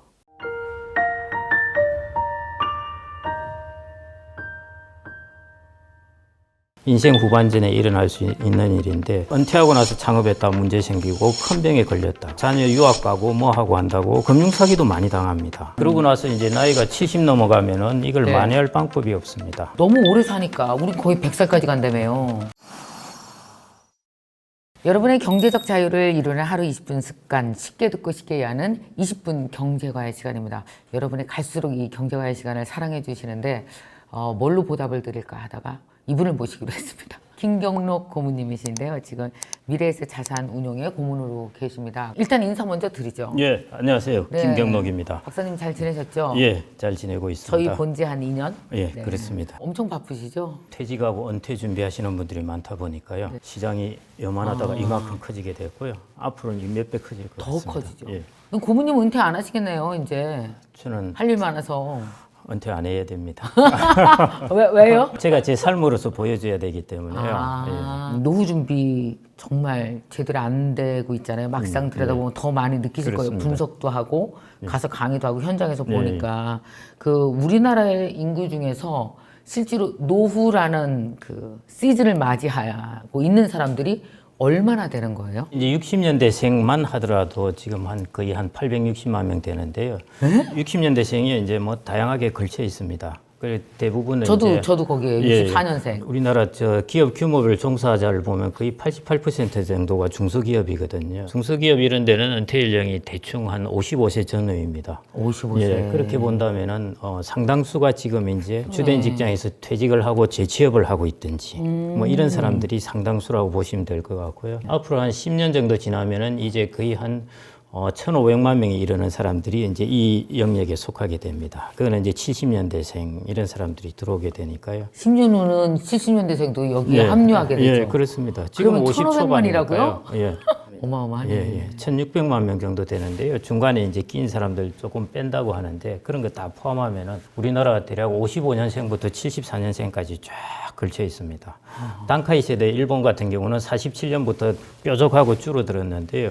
우리나라는 55년생부터 해서 55년부터. 계속 58년, 62년, 63년 해서 거의 74년생까지 많이 태어납니다. 많이 태어났죠. 우리 중간에 100만 명, 80만 명, 100만 명 이런 식으로 태어났어요. 그 전쟁 이후에 또 우리 경제 부흥되면서 엄청 늘어났잖아요. 예. 그러니까 이 인구들이 이제 서서히 은퇴를 한다 이 말씀인 거죠. 그렇습니다. 10년 안에 1,500만 명. 생산 인구의 그 변이가 어마어마하겠어요 그때 10년 안에. 예, 정확하게 보셨는데요. 그래서 25세에서 64세를 이제 주된 생산 인구라고 보면은 과거 30년 동안에 이 인구들이 1,000만 명 늘어났습니다.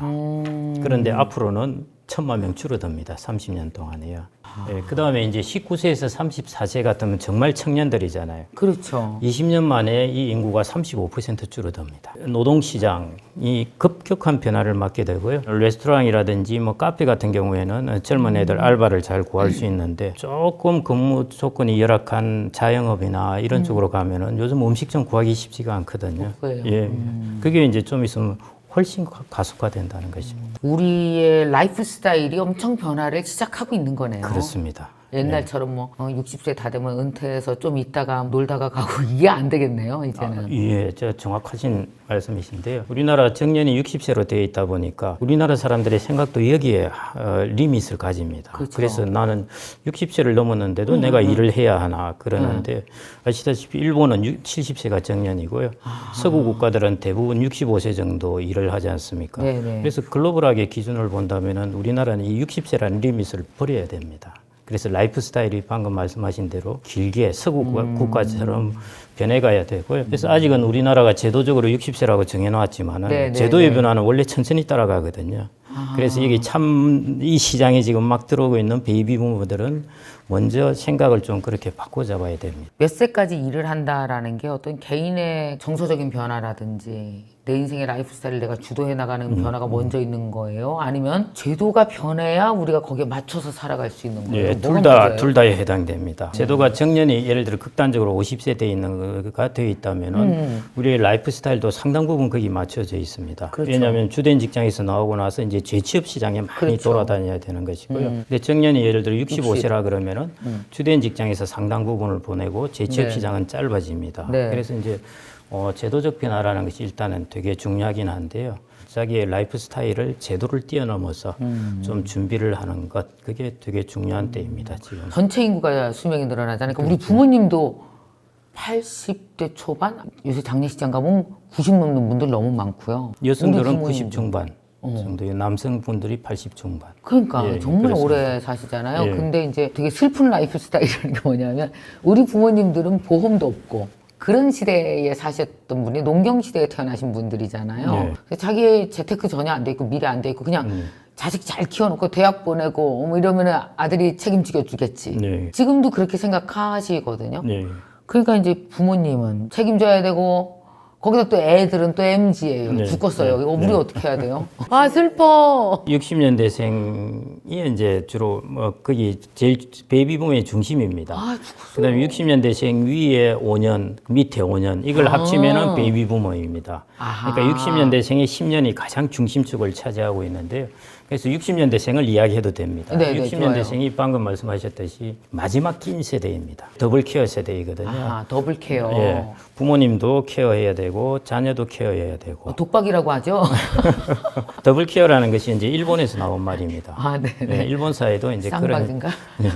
그런 시기를 겪었는데요. 자식 대 세대로 가게 되면 이제 더블 케어에서 부모님은 사라지고 자녀만 케어하면 되는 시대인데요. 지금 이제 60년대생이 딱 그 더블 케어 시대입니다. 뭐 세대 사이에 낀 것도 있지만은 자녀와 부모 사이에 끼어 있으면서 양쪽을 더블 케어를 해야 되는데요. 큰 양극화를 가져옵니다. 예를 들어 자녀가 잘 풀리고 그다음에 부모가 유산이 많고 이런 쪽은 이게 자기가 듣기만 해도. 혜택을 받는 것이죠. 그런데 부모님을 케어를 해야 되고 자녀의 비용이 들어가고 하면은 이게 급속하게 높아지는 어떡해. 예, 그래서 그러니까 한 세대가 벌어서 세 세대가 사는 거잖아요. 그렇습니다. 그런 세대도 있고 어떤 세대는 한 세대가 버는데 부모 세대가 도와주는 것도 있고 그런 거죠. 그게 상속이나 증여나 이런 걸 통해서요. 그래서 60년대생이 다 같이 평균으로 비슷하게 몰려 있는 것이 아니라요. 잘 준비되고 풍족하게 사는 사람들도 있고 어려운 사람들도 있고 그게 좀 특징입니다. 아 근데 왜 직장을 나왔다 그래서 예. 노후까지 지낼 돈이 뭐 연금도 있고 뭐도 있고 좀 야금야금 있다 그래서 안정된 게 아닌 것이 60도 망해요.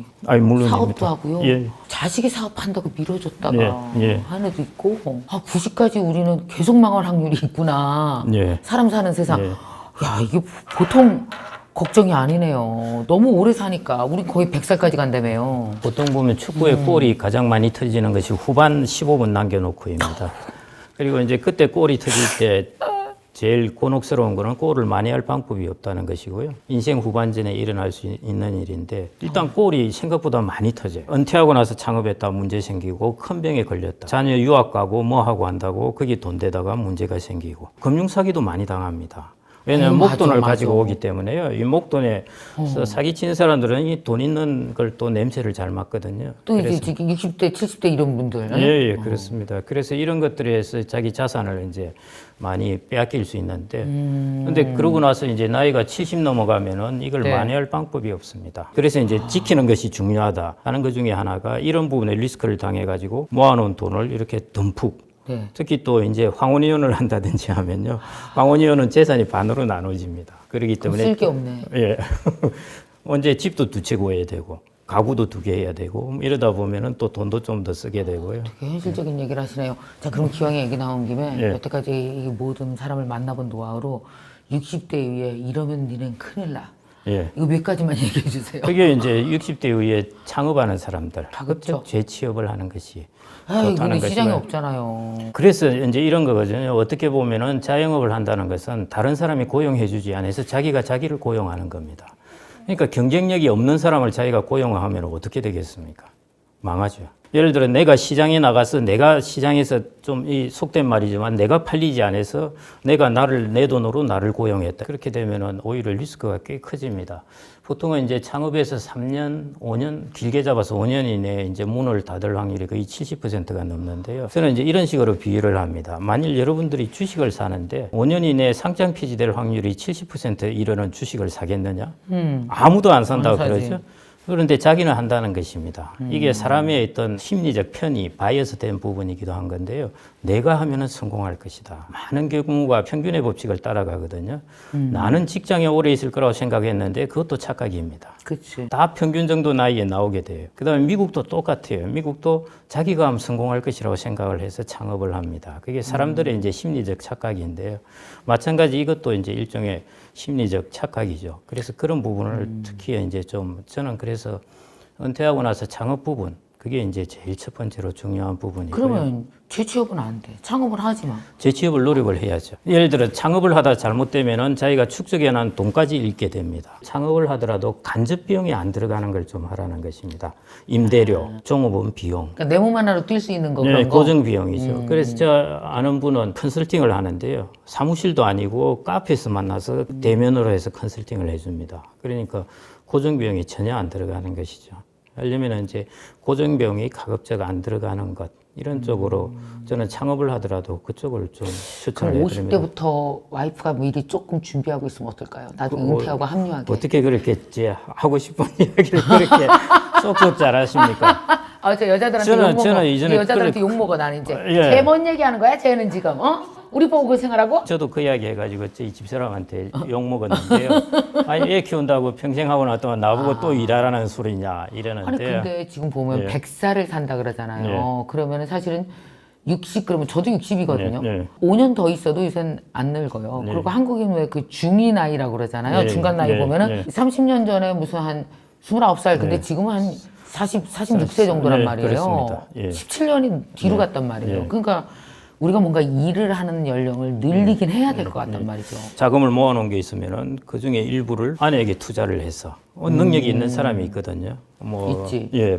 프랑스 가서 공부를 하고 싶다. 뭐 예를 들어 음식 관련돼서 그럼 보내주라는 거죠. 특히 이제 우리나라 여성들이 하여튼 글로벌하게 좀 생활력도 강하고 똑똑합니다. 아, 요즘 남자들은 옛날에 부인이 나가서 일한다 그러면 왜 그 50년대 태어난 남자들만 해도 막 이랬잖아요. 요새는 막 감사 축제 그런다 그러대요. 네.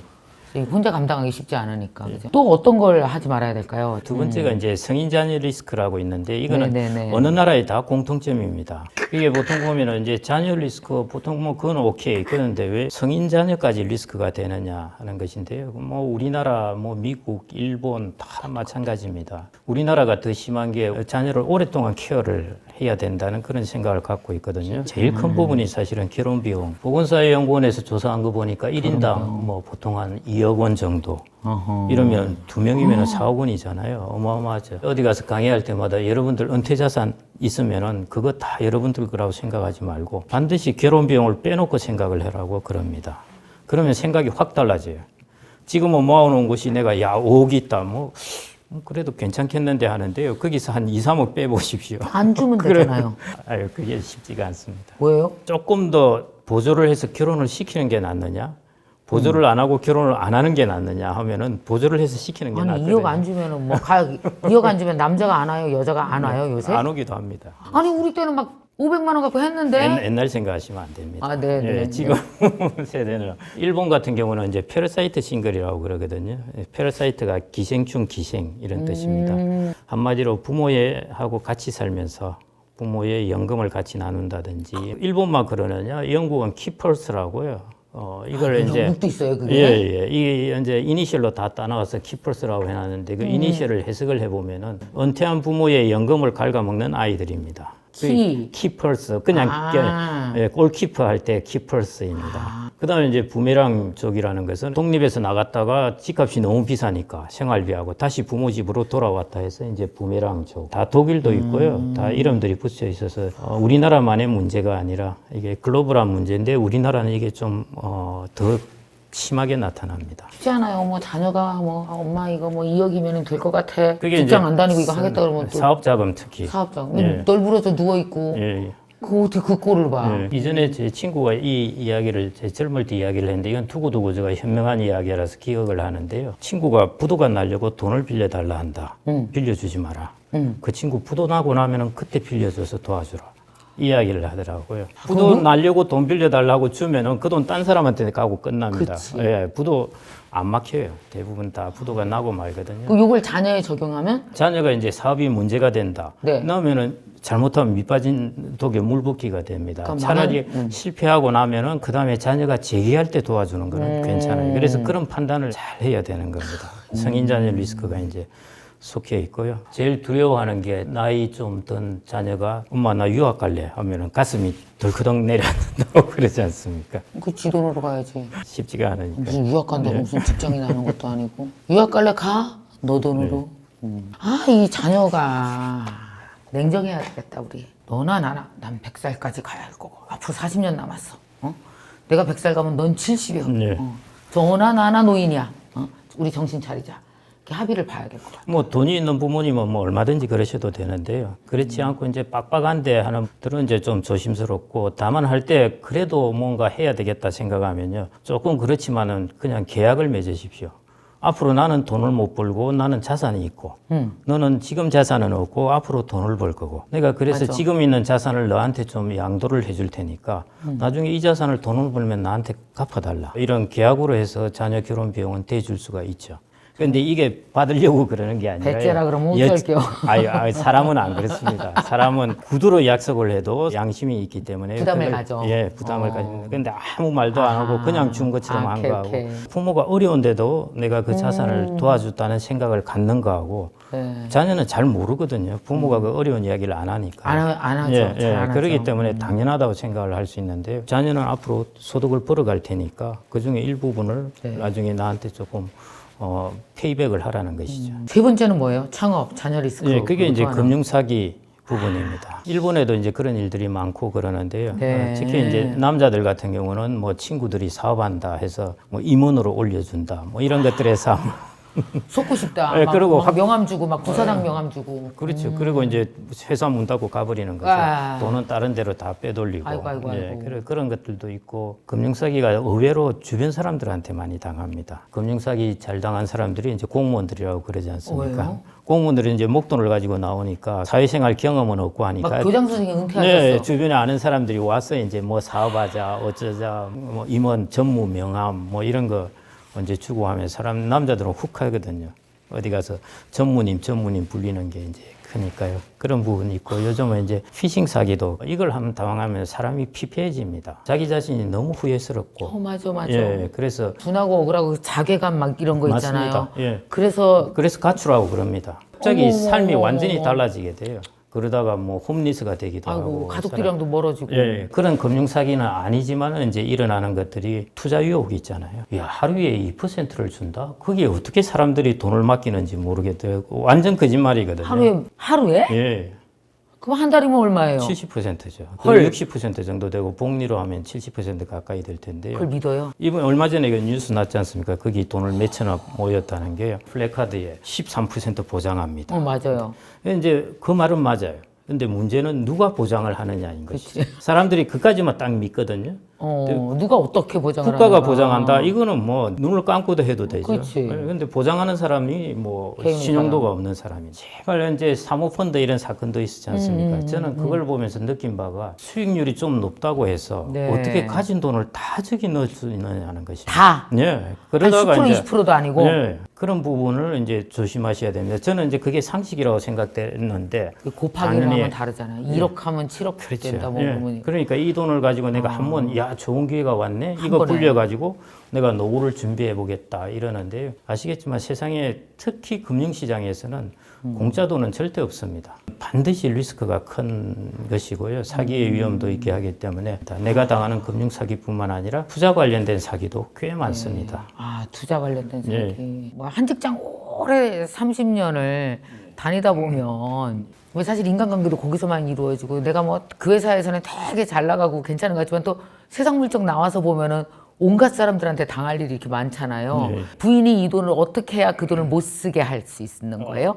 어떻게 하면 돼요, 그 돈? 예, 아주 현실적인 질문이신데 아, 네, 그거 제가 한 막아야 되니까. 예를 들어보겠습니다. 이게 네. 이제 남편도 마찬가지고 자녀도 마찬가지입니다. 5억, 7억 정도 음. 있었는데 이 돈을 뭔가 자녀 사업 자금에도 대줘야 될 것 같고 자녀가 달라는데 안 주면은 또 엄마로서 좀 그렇고 해서 어떻게 했냐면은 즉시연금에 넣어버렸어요. 예? 즉시연금. 즉시연금? 예, 그 말은 그걸 넣으면은 예를 들어 한 달에 100만 원, 200만 원 이걸 평생 동안 준다는 것이거든요. 아하. 그런데 거기에 가입하는 즉시 해지가 불가능합니다. 해지 불가능해요? 예, 아무도 손을 못 대요.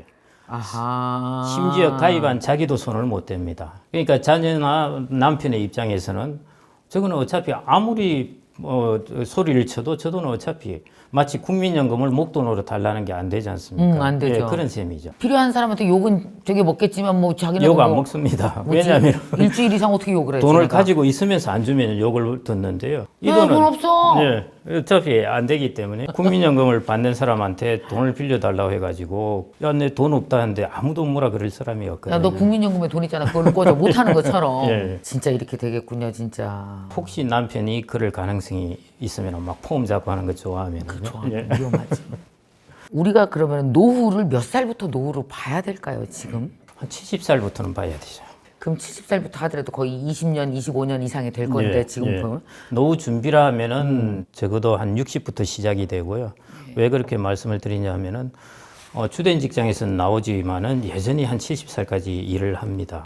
그런데 어떤 사람은 또 안 하거든요. 네. 이게 결국 노후 준비를 한 사람은 70살까지 하는 거고 안 된 사람은 뭐 나오자마자 돈을 까먹는 거고. 그래서 뭐 거의 한 50 중반 60부터 준비를 해서 시작은 들어가는데 네. 일반적으로 개인이 나의 노후다 이렇게 생각하는 생각은 70세로 머리를 딱 입력을 해주시는 게 좋다. 60 아니고 그냥 그렇습니다. 70 70세 이다. 정도다 이렇게 생각을 하는 그럼 것이요. 70까지는 웬만하면 노동소득이 들어올 수 있는 걸 좀 유지할 수 그렇습니다. 있도록 예. 계획을 한번 하자. 예, 아내와 꼭 남편이 필요합니다. 좀 머리 맞대고. 예. 왜냐하면은 우리나라 이제 노동시장 특징 때문에 그러는데요. 우리나라는 이제 대졸 군에 갔다 오고 뭐 이거 다 합치고 재수하고 뭐 이런 거 하면은 이전에도 그랬지만은 한 25, 27 정도에 맞아요. 들어갑니다. 그리고 55세에 나온다? 그러면은 28년 정도이거든요. 28년이죠. 예. 그래서 최근에 나오는 이야기들이 이제 400클럽에 가입하면은 박수를 쳐준다 이런 것인데요. 400클럽이 월급을 400개월 동안 받은 사람입니다. 이게 33년 4개월인데요. 어허. 예. 허허. 이게 완전 전문 용어입니다. 33년 4개월. 4개월이면은 400클럽이 되는데요. 그럼 5년 더 일하면 되는 거네. 28년간 한 사람들은. 그렇죠. 그런데 우리나라는 400클럽인데요. 해외 같은 경우에 유럽 같은 경우는 대학 진학률이 낮죠. 그러니까 한 30% 되니까요. 그런 사람들은 한 20살 되면 들어갑니다. 일찍 벌죠. 예, 그리고 한 65세 정도 되면 나오니까요. 평균적으로 보더라도 이 친구들은 한 40년 동안에 노동시장에 있는 거죠. 그런데 우리는 33년 4개월 있었다고 야 정말 오래 있었다 그러는데요. 이 친구들은 훨씬 오래 있는 거죠. 그래서 네. 그러면 우리나라는 무슨 일이 일어나느냐? 네네. 당연히 노후 준비를 하려면 40년 준비한 사람하고 30년 준비한 사람하고 천양지차죠. 그쵸. 그래서 완전 우리나라는 재취업 시장이 10년 이상이 있습니다. 그래서 이 시장을 안 할 수가 없어요. 안 그러면 노후 준비가 안 되기 때문에. 그래서 우리나라는 73세까지 거의 취업률이 30% 이상 됩니다. 네. 60대는 거의 60% 정도 되고요.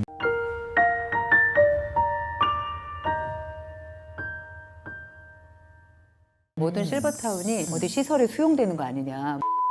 수 있어요. 나갈 수 있어요. 막 나는 그런데 안 간다. 가장 큰 착각은 막연히 그냥 그게 정말 위험하고 지옥을 맛보고 가지 않을까. 세상이 정말 바뀌어가는데 옛날 생각만 하고 계신 분들이 많으신 것 같아요.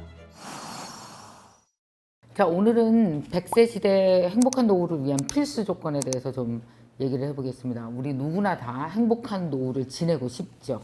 또 계획도 잘 세우고 싶죠. 근데 사실은 정보도 부족하고 또 어쩌면 너무 많은 정보 때문에 뭘 선택해야 될지도 모르겠고 고민이 많으실 것 같아요. 이제 자식들 다 키워놓고 이제 한 60 좀 넘기 시작하면 본격적으로 굉장히 관심을 많이 갖고 50대부터도 관심을 갖는데 공빠TV 채널에 공마, 공부하는 엄마로 활동 중이신 유영란 선생님 모시고 이 분야의 전문가십니다. 얘기를 들어보도록 하겠습니다. 안녕하세요.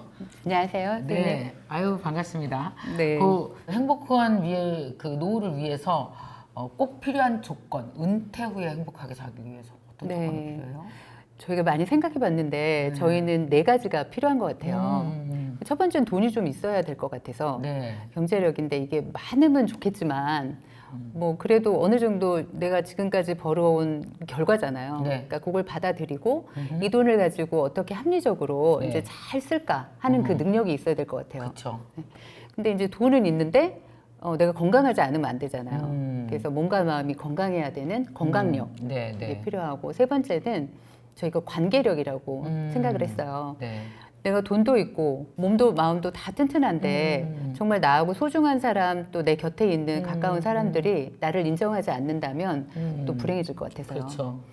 그리고 인간관계. 네. 그리고 이제 여가력이 네. 필요하다고 생각하는데 아하. 이제 이게 본인이 뭐를 하면 행복하고 또 이렇게 많이 주어진 시간에 내가 어떤 일을 해야지 네. 나를 찾아갈까 뭐 이런 거 있잖아요. 그렇죠. 그런 것들을 또 생각해보지 않으신 분들은 노후가 되게 심심하고 우울하다 맞아요. 하시고 자꾸 그러더라고요. 진짜 왜 사람들이 이 노후에 대해서 막연하잖아요. 네. 은퇴도 은퇴하는 날이 돼서야 인지한다고 하고요. 그래서 되게 막연하기 때문에 거기에 대해서 착각을 하고 있거나 오해하고 네. 있거나 잘 모르고 있는 것들이 많을 것 같아요. 어떤 것들이 있을까요? 저희가 많은 어르신들을 만나보고 네. 느낀 거가 있는데요. 가장 큰 착각은 노후에 내가 살 집은 하나 꼭 필요해 이래가지고 그 집으로 내 돈을 다 깔고 앉아 계신 분들. 그게 저는 굉장히 착각이라고 생각을 해요. 아, 왜요? 세상이 많이 변했거든요. 그래서 집으로 있으면서 오히려 혜택에서 많이 멀어지는 것들도 많고요. 그리고 내가 그 집을 내가 가진 돈의 한 7, 80%를 집으로 깔고 앉아 있다는 건 저희는 나한테 맞지 않는 옷을 입고 있는 것 같다. 이렇게 생각을 하고 있어요. 세금도 많이 내고 네. 수입은 없는데 쓸 돈이 없어요. 그냥 쓸 돈이 없어. 네, 노인들이 집은 있어. 근데 다 쓸 돈이 없어요. 그리고 또 어떤 착각이 있을까요? 이제 돈이 없어서 내가 나이는 먹었는데 너무 돈이 없어서 나는 불행하게 살 수밖에 없어. 이것도 저는 착각인 것 같아요. 아, 그래요? 왜냐하면 돈이 아주 적으신 분들은 안전장치가 많이 돼 있어요. 나라에서 공공주택이라든가 여러 가지 혜택들이 아주 극빈층에 대해서는 제도로 많이 이게 방어가 되고 있어요. 네, 네, 그런데 네, 가장 지금 위험하신 분들이 애매하게 돈을 갖고 있는데 노후 공부를 절대 안 하신 분들. 네. 그런 분들이 사실은 제일 소외돼 있거든요. 그래서 그런 부분이 착각을 하시는 거고 그다음에 세 번째는 막연히 그냥 어떻게 되겠지. 그래, 여기가 제일 많은 것 같아요. 어떻게 되겠지가. 뭐 딴 사람들도 몰라. 다 그렇게 사는데 뭐 이런. 근데 이제 그게 정말 위험하고 그런 생각으로 아무 생각 없이 그렇게 살다가는 지옥을 맛보고 가지 않을까. 뭐 그런 생각까지. 100살까지 살잖아요, 진짜. 그 세상이 정말 바뀌어가는데 옛날 생각만 하고 계신 분들이 많으신 것 같아요. 본격적으로 이제 실버타운 얘기를 좀 하자고요. 네. 왜냐하면 사실 어디에 어떻게 해도 중요하지만 사실은 제일 먼저 이제 우리가 항상 어디에가 중요하잖아요. 어디에 살 것이냐 먼저 이렇게 되게 고민을 많이 하는데 정말 많은 사례도 갖고 계시고 많은데도 뭐 거의 그 지난 7년간 다 탐방하셨다고 그랬잖아요. 우리가 노후에 살 수 있는 어디에의 옵션은 어떤 것들이 있어요? 뭐 일단은 자기 집에서 사시는 걸 가장 아직도 많이 선호하시고요. 그런데 이제 아파지신다. 그러면 이제 자식들이 돌보거나 아니면은 그게 안 되면 이제 보통은 요양원이나 요양병원이나 이렇게 들어가시잖아요. 네. 그런데 아직까지 요양원, 요양병원이 굉장히 열악하잖아요. 간병인 비용도 엄청나게 또 들고 등급을 받지 않으면 이게 엄청난 돈이 필요해요. 그렇죠. 뭐 간병비만 한 달에 한 300만 원씩 그렇게 될 수 있는 사람이 얼마나 되겠어요. 그렇죠. 근데 그러려면 이제 등급을 받아야지 요양원을 들어가는데 맞아. 요양원도 요즘은 등급이 잘 안 나와요. 나라에서 비용이 이제 그쪽으로 너무 많이 들어가니까 오케이. 예전에는 1등급, 2등급, 3등급 뭐 주변에서 많이 보였는데 요즘은 3등급 웬만큼 아파도 잘 못 받으세요. 그러니까 이게 요양원도 그냥 나 이렇게 살다가 요양원 간다 막 이러시는 분들이 있거든요. 그것도 쉽지가 않아요. 이제 그러면 저희가 이제 그럼 어디서 살아야 되나? 그러다가 저희는 찾은 게 이제 실버타운이에요. 그런데 실버타운에 사시는 분들을 저희가 만나보니까 그분들 자식들이 저희 영상에 댓글을 달아요. 이게 가장 존경하는 분이 자기 부모님이래요. 그러니까 자식한테 그 패 끼치기 싫으셔서 은퇴 다음 날 들어가셨다는 거예요. 엄마 아빠가. 그렇게 두 분이 들어가셔가지고 정말 너무나 행복하게 사신다고 네. 자기는 정말 멋지게 살았다고 그렇게 표현을 하시더라고요. 그런데 그분 나이가 75세밖에 안 됐어요. 그러니 앞으로 남은 날은 또 얼마나 멋지게 사시겠어요. 제가 느낀 바가 너무 많아요. 그런 분들을 만나 뵙고. 자, 이 실버타운에 들어가려면 법적으로 딱 이렇게 정해진 그 자격 조건이 있어요? 네. 어. 세 가지 조건이 있는데요. 네, 네, 네. 첫 번째는 부부 중에 한 분이라도 60세가 넘으셔야 넘어야 돼요. 된다. 네. 그리고 두 번째는 일상생활이 가능하실 정도로 건강하신 분이어야 오케이. 됩니다. 그리고 세 번째는 여기는 100% 유료로 자기가 돈을 내고 사는 곳이에요. 그렇죠. 래서 경제력이 어느 정도는 있으신 분이어야 되는 거죠. 그러니까 뭐 1, 2년이 아니고 지속적인 네. 경제력이 있어야지 가능한 거네요. 네. 그런 걸 좀 따져보고. 그러면 이제 실버타운도 종류가 여러 가지인가요? 어때요? 네, 그러니까 크게는 이제 임대형하고 분양형으로 나눌 수가 있어요. 네. 그래서 분양형은 그냥 분양 받는 거예요. 집을 하나, 내 집이다 이렇게. 그러면 싹 인테리어 하고 사는 거예요. 네. 그런 분양형 실버타운이 있고, 그리고 또 하나는 임대형으로 내가 들어가서 보증금 얼마에 월 얼마 이렇게 네. 내고 이제 임대로 사는 그런 형식 이렇게 두 가지가 있어요. 자, 그러면 우리가 보통 이제 처음에 아까 말씀한 내 집에서 거주한다. 이 내 집에서 거주할 때의 가장 큰 문제점이 뭐가 있길래 실버타운으로 갈까요? 저희가 이제 젊어서 뭐 6, 70대 초반 정도 되셔서는 내가 내 집에서 내가 밥해 먹으면서 충분히 재미있게 편안하게 살 수 있으니까 그렇죠. 집이 가장 좋다고 말씀을 맞아요. 하세요. 그런데 이제 우리가 건강 수명이 75세라고 하거든요. 네. 그런데 저희가 또 느껴본 게 이렇게 여러분들을 만나보고 느낀 게 75세가 굉장한 경계점이에요. 그러니까 75세를 기준으로 해서 그 신체적으로도 굉장히 쇠약해지시고 네. 마음도 굉장히 약해지시더라고요. 그럼 이제 75세가 넘으셔서 80으로 가고 80이 넘어서 이렇게 되면 나중에는 밥하는 것도 힘들어하세요. 그러면 삼시세끼가 잘 안 되고 또 같이 사시다가 두 분 중에 한 분이 보통은 먼저 가시거든요. 그러면은 혼자서 한 10년을 외롭게 그렇게 혼자서 살아가야 되는데 저희 엄마도 지금 혼자 되셨지만 가끔 전화해서 엄마 밥 뭐랑 먹었어? 이러면은 뭐 대충 먹었어. 근데 이제 그게 벌써 신호예요. 이 먹는 게 부실해지다 보면 이제 좀씩 아파지시거든요. 그러니까 나이가 많이 들면서는 이게 집이 도움이 안 돼요. 그래서 저희는 80세, 90세 이렇게 90대가 되셔서도 혼자 사시는 분들을 뵐 수가 있잖아요. 네, 네. 그러면 그때는 집이 위험한 존재가 돼요. 아무도 돌봐줄 수 없다. 네. 뚝 떨어져서. 네. 그러면은 이제 어느 정도 됐을 때 사실 우리 세대들은 내 집에서 거주하다가 실버타운으로 가야 되겠다 마음을 먹을 때 이 실버타운이 내 집보다 좋은 건 뭐예요? 실버타운은 시니어들이 모여서 살도록 네. 내가 내 돈 내고 이제 사는 거니까 굉장히 시설 자체가 일단 좋아요. 어떤 시설이 있어요? 집에 없는. 그러니까 보통은 통건물로 이렇게 돼 있거든요. 네. 통건물로 돼가지고 안에도 이렇게 호텔처럼 깨끗한 호텔처럼 이렇게 돼 있고 식당에서는 건강식으로 정해진 시간에 밥이 나오죠. 네. 근데 이제 그게 건강식이에요. 그래서 저염식이고 뭐 당뇨식이고 다 생각을 해서 소화가 잘 되는 음식들로 나오기 때문에 어른들이 일단은 일정한 시간에 가서 밥을 그렇게 먹으니까 건강하시죠. 네. 그러니까 밥이 해결되는 게 있고 그리고 일주일에 한두 번씩은 다 청소가 돼요. 청소하시는 분들이 오셔서 다 해주시거든요. 청소하고. 그 레지던스 호텔 같은 거네. 그렇죠. 그죠? 네. 딱 맞아요. 레지던스가 이제 밥은 그렇게 먹지만 내가 또 차도 끓여 먹고 싶고 샐러드도 먹고 싶고 이러면은 간단히 할 수 있는 그런 것들은 또 있거든요. 집에 부엌은 있어요? 있어요. 그 아파트형이에요? 아니면 호텔 스타일이에요? 그게 이제 가격에 따라서 다 틀려요. 가격이 뭐 한 달에 한 700만 원부터 한 달에 한 100만 원 생활비까지가 있다고 보시면 되거든요. 네, 네, 네. 그러면 700만 원은 그냥 호텔이라고 보시면 되고 100만 원은 그거에 따라서 이제 시설이라든가 이런 뭐 어떤 편의 서비스라든가 이런 게 이제 조금은 차이가 나는 거죠. 그러니까 다 틀려요. 그리고 독립 생활을 하시는 거예요. 네. 그러니까 혼자 사는 데도 있을 거고 두 명이 네. 사는 데도 있고. 부부는 둘이 사시는데 네. 이제 보통은 다 각방으로 혼자 사시는 거죠. 이제 그리고 부부들은 이제 부부 생활 공간에서 사시는 거고 이렇게 해서 평수도 다 달라요. 그러니까 어떤 한 실버타운 같은 경우는 주택의 그 종류가 네. 평형에 따라서 24가지예요. 어이구. 그러니까 그렇게 굉장히 많아요. 큰 데부터 원룸처럼 돼 있는 데까지.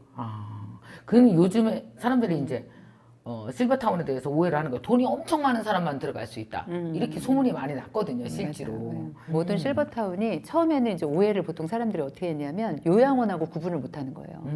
그래서 뭐 가면 한 방에 여럿이 사는 거 아니냐, 어디 시설에 수용되는 거 아니냐, 뭐 이제 이런 식으로 생각을 하셔서 나는 그런데 안 간다, 막 네, 이러시는 상황이 많았어요. 근데 지금은 많은 분들이 좀 그거는 좀 아신 것 같아요. 이제 요양원하고는 완전 다르다. 네. 근데 두 번째 오해하시는 게 이제 비싸다. 난 그렇게 비싼데 어떻게 사냐, 막 이런 말씀들을 하시는데 그거는 이제 일부 국한된 럭셔리 실버타운들은 그렇게 비싼 데가 있고 우리도 강남에 가면 한 달에 생활비 700, 800씩 들이면서 사시는 분들도 있잖아요. 이제 그렇게 다 다른 거죠, 이제. 근데 사실은 한 달에 100만 원 생활비로도 가능한 그런 가성비 실버타운들도 있거든요. 그러니까 잘 모르세요. 그리고 이제 네, 실버타운을 이제 어떤 아신다는 분들을 가끔 만나는데 나는 한두 군데 가봤는데 나는 거기하고 안 맞아 막 이러시거든요. 근데 그게 저희가 다 가본 저희로서는 한 곳도 똑같은 곳이 없어요, 국내에. 그러니까 한두 군데 가보고 실버타운이 나하고 안 맞아, 이것도 안 맞는 말이에요. 그러면은 이렇게 뭐 또 거기 자유가 없다 뭐 이런 것도 얘기하시는 분도 네, 있다면서요. 맞아요. 뭐 택배는 받을 수 있어요. 뭐 나갈 수 있어요. 막 외출할 수 있어요. 뭐 직장에 갔다 와도 돼요. 막 그런 것도 물어보시는 분도 있어요. 아니 거기서 살면서 직장 다니시는 분들도 있겠네요. 네, 그럼요. 그 직장 다니시는 전문직들도 많이 봤고요. 그다음에 또는 이제 부부 중에 한 분이 아프셔요. 그래가지고 그 요양시설 있는 데로 들어가셔서 아프신 부인은 너싱홈에 계시고 본인은 이제 실버타운에 계시면서 직장생활 이렇게 하시는 그런 분도 뵀고요.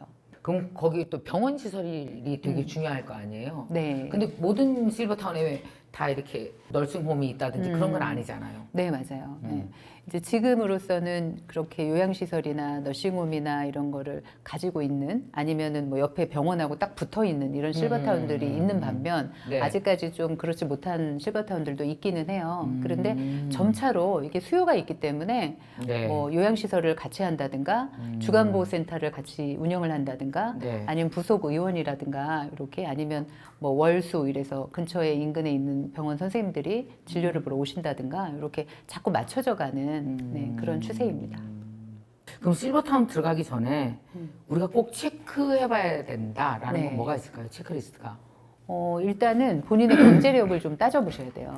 네. 네, 이게 주거기 때문에 내가 너무 잘 모르고 들어가면은 오래 있을 수가 없잖아요. 맞아. 네. 그러니까 처음에 돈이 보증금으로 목돈이 들어가고 월 생활비로 이렇게 달달이 들어가는 또 비용이 있잖아요. 그러면 나의 경제력으로 했을 때 어디가 맞을까? 그걸 좀 살펴봐야 되고요. 첫 번째는. 그리고 두 번째는 한 번쯤 시범으로 1, 2년 살아보고 결정해도 되나? 그렇게도 할 수 있을까요? 할 맞는지, 수는 있어요. 네. 맞는지 한번 봐야 되잖아. 왜냐면 내 이제- 집 먼저 없애지 말고. 네, 그렇죠. 그러니까 이제 그럴 경우에는 임대형으로 들어가 봐야죠. 덜컥 살 수는 없으니까. 그러니까 이제 그 체험 숙박이라고 그래서 예전에 비어 있을 때는 막 한두 달 살아보는 그런 프로그램도 있었어요. 근데 지금은 다 차고 대기가 너무 많으니까 체험 그런 게 없어졌어요. 대기가 많구나. 네, 근데 이제 단기로 계약을 뭐 2년 한다든가 1년 한다든가 이렇게 하시니까 하고 연장을 할 수도 있고 아니면은 이제 나올 수도 있으니까 그거는 가능하시죠. 그다음에 또 하나는 내가 이제 취향이 나는 전원 속에서 살고 싶은지 그다음에 나는 아니고 뭐 나는 직장 생활도 해야 되고 하고 싶은 게 너무 도심으로 가야 되는지 이런 본인의 취향을 이제 생각해 보셔야 되고 내가 그 이제 어떤 여가를 그 보낼 때도 나는 뭐 골프를 꼭 쳐야 돼. 아니면 나는 그림을 그려야 돼. 뭐 이런 게 있잖아요. 자기 취향. 그래서 그런 동호회들이 강점을 가지고 있는 그런 실버타운이 다 따로 있어요. 동호회가? 네. 그래서 그런 것도 좀 알아보셔야 돼요. 동호회 강점이 있는 데가 있구나. 네. 이런 데도 좀 알아보고. 근데 이런 실버타운은 절대 가지 말아야 된다. 당부해주고 싶은 데가 있을까요? 너무 본인들 돈 벌려고 운영하는 그런 네. 데들이 좀 있어요. 그거 어떻게 알아봐요, 돈 버는? 거기도 직접 가보셔야 돼요. 직접 가보시면 직원들이 어떤 서비스를 하고 있는지 네. 그걸 살펴보면 되고 또 입주민들의 표정을 좀 봐야죠. 네, 표정만 봐도 알겠더라고요. 이제 여러 군데 가보니까. 아, 네. 그리고 또 주인이 있는 실버타운 이제 봐야 된다고요? 네. 그러니까 이 선량하게 들어와서 사시는 입주민들을 보호하고 그분들한테 배려하는 그런 서비스를 해야 되잖아요. 네. 그러려면 이게 또 누군가 중심을 딱 잡아주면서 주인 그 자리를 지켜주어야 되거든요. 네, 네. 그래서 불편을 주는 분들은 뭐 재계약을 안 하게 한다든가 뭔가 이렇게 주인으로서 할 것들을 해줘야 네. 거기에 입주해서 사시는 분들이 편하시니까. 그렇지. 네. 저 우리나라에 되게 다양한 실버타운이 있을 텐데요. 그 국내에서 뭐 최고 실버타운부터 가성비가 좋은 실버타운까지 좀 설명을 부탁드려요. 일단은 그 럭셔리 실버타운 네. 궁금해하시니까 더 클래식 500 같은 경우는 그냥 호텔이에요. 저희도 가봤는데 건물이 이렇게 건대 입구에 쫙 있잖아요. 더 클래식 500. 그러면 옆에 백화점 있고 네. 그다음에 뭐 전철역도 있고 아주 활기가 넘치는 그런 곳이거든요. 그냥 호텔 생활이다 이렇게 생각하시면 되고요. 네. 그다음에 노블 카운티 삼성 네. 거기 같은 경우는 전원 속에 네. 정원이 어마어마하게 커요. 그 정원이 아주 비밀의 정원이라고 저희가 이름을 붙여놨는데 영통역에서 차로 5분밖에 안 걸리거든요. 근데 정말 정원 속에서 한 500분이 사시는데 그 넓은 정원에서 아주 그림같이 사시는 거죠. 그 노블 카운티는 또 재미있는 게 식당으로 가잖아요. 네. 그러면 제가 이제 카드를 이렇게 딱 대고 들어가요. 그러면 그게 벌써 주방에서는 이렇게 종이가 나와요. 그러면서 몇 호실에 어떤 분이 오셨는데 이분은 뭐 당뇨식을 하신다, 잡곡밥을 드시는 분이다, 뭐 이런 게 쫙 나오나 봐요. 그러면 이제 본인은 딱 들어오셔서 품위 있게 자기 지정석으로 딱 가시는 거예요. 그래서 앉아 계시면 가장 따끈따끈한 그 최상의 상태로 이렇게 음식을 젊은 우리 직원들이 쫙 배달해서 테이블 서비스를 딱 해주세요. 아주 품위가 있더라고요. 여기는 한 달에 여기도 임대인가요? 여기는? 네, 거기도 임대고요. 보증금이 보통 이제 1인이 사신다 그럴 경우에 네. 한 6억 정도에 한 600만 원 정도. 아, 달. 6억에 600만 원 노블 네, 카운티가. 네. 그럼 두 명이면 12억에 1,200만 원이네. 아니 그렇진 않고요. 이제 6억이라는 건 혼자 사는 그 보증금이고 둘이 살 때는 그거보다 조금 더 큰 거 하면 되니까 먼저 한 뭐 7, 8억 선에서 되고 그렇게. 또 생활비에는 2배는 아니고 같은 방을 쓰면서 생활하는 거니까 이제 식비에다가 또 일부만 추가되는 그렇게. 거를 보시면 돼요. 더 클래식은 얼마나 돼요? 더 클래식은 지금 단일 평형으로 거기는 다 55평 한 평형밖에 없어요. 어허. 그래서 보증금이 9억에 네. 지금 한 700만 원 정도. 9억에 700만 원 정도 이렇게. 오케이. 이게 지금 현재 우리나라에서는 가장 고급스러운 데인가요? 네, 지금 그런데 이제 르웨스트 그 롯데에서도 막 분양을 했다고 그랬잖아요. 네. 그러니까 이제 보증금이 조금 더 높은 것들도 이제 막 나오고 있어요. 아, 그래요? 그럼 가성비 좀 제일 좋은 데는 어디가 다녀보신 곳 중에서 기억에 남는 데는 어디가 있어요? 서울 시니어스 고창타워가 있거든요. 네. 근데 거기는 한 달에 한 110만 원 정도? 그 정도 생활비가 드는데 거기는 아주 그 은퇴자 마을을 만드셨어요. 고창이라는 데 가보셨어요? 그럼요. 얼마 전에 너무 갔다 왔죠. 예쁘죠, 거기. 고창 읍성도 예쁘고. 맞아요. 마을도 예쁜데 그 힐링 카운티로 아예 조성을 다 해놓으셔가지고 그 안에 게르마늄 석전 온천도 있고 너무 좋아요. 네, 그래서 거기는 저희가 얘기하기로는 중산층도 들어갈 수 있는 아주 좋은 실버타운이다. 저희가 이렇게 얘기하고 있거든요. 그 다음에 이렇게 전국적으로 실버타운이 많이 생기고 있는 거죠. 꼭 서울뿐만이 아니라. 근데 이제 서울 경기에 워낙 사람들이 많고 수요가 그쪽에 많으니까 그쪽으로 더 집중이 될 수밖에는 없고요. 네. 근데 이제 지방에도 많이 있어요. 근데 지방은 가성비가 있죠. 아무래도 땅값이 싸니까. 그래서 그렇겠죠. 생활비들도 약간 싼 편이고 그다음에 보증금은 뭐 현저하게 더 싸고요. 그래서 가장 이렇게 저렴한 곳들은 보증금 없이 뭐 2년치 한꺼번에 내고 들어가는 데도 있거든요. 2,400만 원을 내면 2년 동안 사실 수 있다던가. 근데 이제 하나하나 너무 다 틀려요. 네. 그러니까 이 성격이 다 다르네요. 안에 들어가 보면. 네. 그래서 한두 군데 가보고 아우 안 맞아 이렇게 하지 말하면 말고. 정말 아니더라고요. 여러 군데를 봐야 되겠네요. 네. 사람 성향별로 실버타운과 잘 맞는 사람, 잘 맞지 않는 사람 이렇게 많은 사람들 네, 만나보셨잖아요. 어때요? 그러니까 이제 저희가 추천하는 분이 있어요. 그러니까 혼자 대신 남성 시니어. 이분들은 예, 뭐 가정생활 잘 못하시잖아요. 그러니까 괜히 자식 걱정 끼치지 말고 빨리 실버타운 들어가라. 네, 이제 네. 그렇게 추천을 드리고 두 번째는 여성 시니어인데 이제 그분도 혼자 되셨는데 나이가 좀 있으시다. 나이가 든다. 그러면 실버타운으로 가시기를 추천하고 평생 밥을 했잖아요. 집안일을. 근데 이제 좀 들어가셔서 재미나게 사시면 좋겠다. 이렇게 생각을 하고 있고 세 번째는 부부 중에 한 분이 아프시다. 그러면은 아픈 분 간병하다가 간병하시는 분이 먼저 돌아가시는 경우도 봤거든요. 그래서 한 분 아프시면 요양시설이 있는 실버타운으로 가서 한 분 아프신 분은 요양시설에 계시고 이제 건강하신 분은 실버타운에 계시면서 자주 보고 이래도 좋잖아요. 요양시설과 실버타운에 같이 돼 있는 복합이 많이 있어요? 점차로 다 그렇게 돼가고 있는 추세예요. 왜냐하면 사시다가 아파지시기도 하니까. 그러니까 네. 그럴 수 있겠네. 그리고 또 그리고 네 번째는 이제 여기민에서 다시 한국으로 들어오시려고 하시는 분들이 많이 계세요. 근데 땅값이 너무 올랐어 한국이. 못 맞아요. 들어오신대. 네. 그리고 이제 집값도 너무 오르고 맞아, 또 한국이 맞아. 너무 많이 변했잖아요. 맞아요. 그러니까 그런 분들은 실버타운으로 들어오셔서 이걸 딱 베이스 캠프로 삼으시고 여행도 다니시고 이렇게 좀 생활을 해보시면서 다시 우리나라에 대해서 좀 정보가 들어오시면 그때 이제 옮기시면 어떨까 그렇게 추천을 드리고 있고요. 그것도 좋은 방법이네요. 그리고 다섯 번째는 와이프한테 사랑받고 싶은 남편.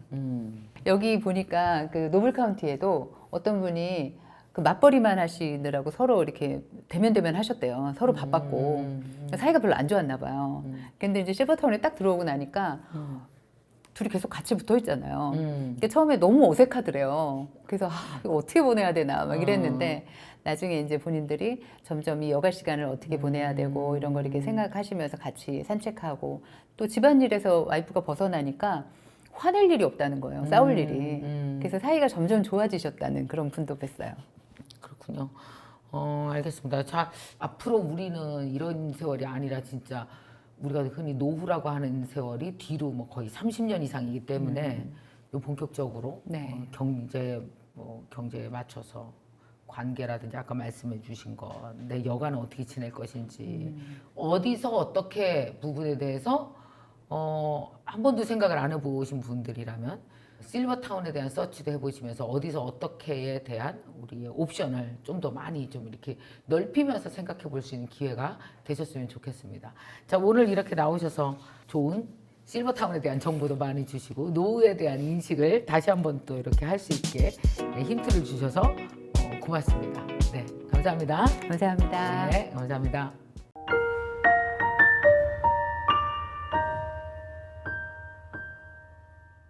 무조건 바로 소비하지 마시고 커피를 매일 사 먹을 거를 한 일주일에 3번 정도는 집에서 타 먹거나 회사 탕비실을 이용하면 13,500원이 일주일에 한 생겨요. 그 13,500원은 돈이에요. 그런 식으로 소비도 우리 투자로 전환시키고 내게 들어온 자산도 꽉 잡고 그런 식으로 하다 보면 나중에는 결국에는 우리한테 들어오는 돈은 점점 더 커지겠죠. 네. 20분 경제과외. 여러분도 이 시간 많이 기다리시죠? 오늘은 여러분이 기대하시는 경제과외 중에서도 쉽게 따라할 수 있는 경제과외입니다. 저거는 나도 해볼 수 있겠어. 실질적으로 나의 생계에, 나의 생활에 도움이 되겠어. 라는 이야기를 좀 해보려고 합니다. 자, 나는 배당 투자로 매일 스타벅스 커피를 공짜로 마신다는 이분인데요. 송민섭 저자님을 오셨습니다. 안녕하세요. 네, 반갑습니다. 네. 네. 근데 오늘 저자님이랑 얘기 다 끝나고 나면 우리 스타벅스 커피 한 잔씩 맘 놓고 마실 수 있는 거예요? 그것보다 더한 것도 가능해지죠. 아, 네. 그래요.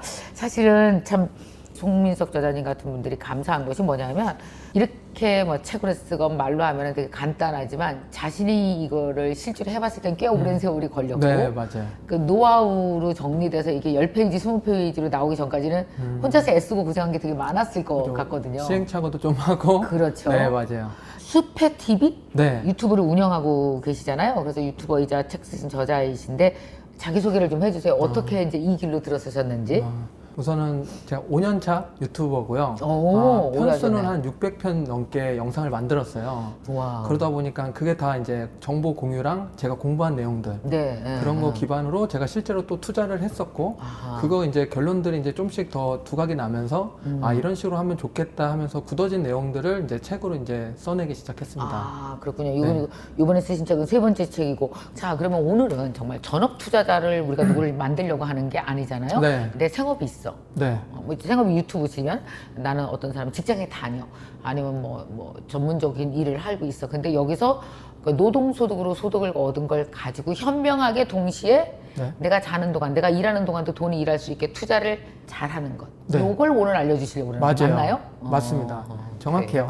네. 좋다. 네. 그게 제일 저는 좋은 것 같거든요. 네, 저도 그래서 기본적인 내 소득이 받쳐진 상태에서 맞아. 이런 것들을 해야지 무너지지가 않거든요. 맞아. 투자만 하면 네. 정말 무너지면 길이 네. 없잖아요. 그럼 피폐해지는 분들도 많고 그렇게 하다 보면 피폐해질도 하죠. 그죠. 그렇게 이제 내가 더 많은 수익을 내려고 하다 보면 너무 욕심부려. 네. 그럼 그러기 위해서 제일 좋은 걸 이번에는 또 배당 투자로 네. 이제 잡으신 이유가 뭐예요? 실제로 이걸 경험해 보셨나요? 많이? 네, 제가 실제로 지금 배당 투자를 하고 있고 좀 더 자세히 말씀드리면 자산 배분을 해놨어요. 네. 그래서 성장주, 배당주, 그리고 채권과 원자재. 원자재는 금이에요. 그래서 이 네 가지를 구분해 놓은 다음에 네. 여기에 자산을 이제 계속 쌓아 나갑니다. 그 중에서 이제 성장주는 당연히 시세 차익이 나는 건데 아하. 이번에 말씀드린 이 배당주는 나에게 이제 인컴이 들어와서 내 소비를 대체해 줄 수 있는 친구가 여기서 나오는 거죠. 그럼 먼저 성장주 먼저 좀 여쭤보면 성장주는 왜 성장할 줄 알았는데 깨질 수도 있잖아요. 그래서 저희가 보통 기업을 직접 투자하는 거는 좀 더 다음 단계라고 생각을 하고요. 보통은 이제 지수 추종하는 ETF를 말씀을 드려요. 지수 추종하는 ETF를 성장주로 투자하자. 네. 그게 대표적으로 S&P 500이라든지 예, S&P 500. 나스닥 100 이렇게 네. 미국에 상장된 지수들 네. 요거를 보통 성장주에 넣고 아하. 네. 배당주로 넘어가면 여기다가 이제 돈을 조금씩 매달 넣는 거야. 그죠. 우리가 100만 원을 여기에다 투자한다. 매달. 네. 그러면 저 같은 경우는 성장주에 40만 원, 아하. 배당주에 40만 원, 에? 채권에 10만 원, 에? 금에 10만 원. 아, 딱 좋아. 요렇게 느낌이 합니다. 오네. 괜찮네. 근데 저는 이렇게 하는데 또 사람마다 자기가 입고 싶은 옷이 다르듯이 그렇지. 좀 다를 수는 있어요. 아, 그래서 야. 처음에 이렇게 세팅한 다음에 난 좀 더 배당이 많았으면 좋겠어 하면 비중을 좀 옮기시면 돼요. 그럼 이게 각각의 이 돈의 기능과 역할이 다를 것 같아요. 네, 맞아요. 이 성장주의 기능과 역할은 무엇일까요? 성장주는 우리가 알고 있는 그런 애플, 테슬라 같은 기업들처럼 네. 시세 차익이 나와야겠죠. 아하, 시세채. 네, 그래서 1년에 한 10에서 15% 정도 아하. 성장하는 분야여야 됩니다. 아, 그런 걸 우리가 ETF 스타일로 네. 내가 종목을 찾아서 하는 건 좀 그 다음 단계고 네. 이렇게 ETF로 투자를 한다. 네, 이게 처음으로 이제 S&P 500을 투자했는데 네. S&P 500이 1년에 한 12% 성장했다고 볼게요. 근데 내가 어떤 기업을 공부해서 투자를 했어. 근데 이 기업이 15% 수익이 난 거예요. 그러면은 나는 기업도 좀 투자할 수 있는 사람인가라고 생각해 본 다음에 이 40만 원에서 한 10만 원 정도는 기업에 투자하는 방식으로 하셔도 돼요. 개별 기업으로 네. 해도 된다. 그 다음부터는 이제 아하. 공부를 좀 한 다음에 일단 포트폴리오를 이렇게 카테고리를 띵띵띵띵 성장, 배당, 채권, 금 해놓고 나서 이 성장주 내에서도 또 약간의 그죠. 포트폴리오를 또 네. 가져가는 거군요. 요런 거는 성장하면 팔아서 뭐에다 쓰면 좋을까요? 이거는 용돈은 아닌 것 같고 이거는 조금 뭐 이렇게 집 살 때 보통 우선은 전체적으로 저는 팔지 말라고 말씀을 드려요. 그러니까 이거는 파는 게 아니라 계속 모아가서 자산을 쌓아가는 형태.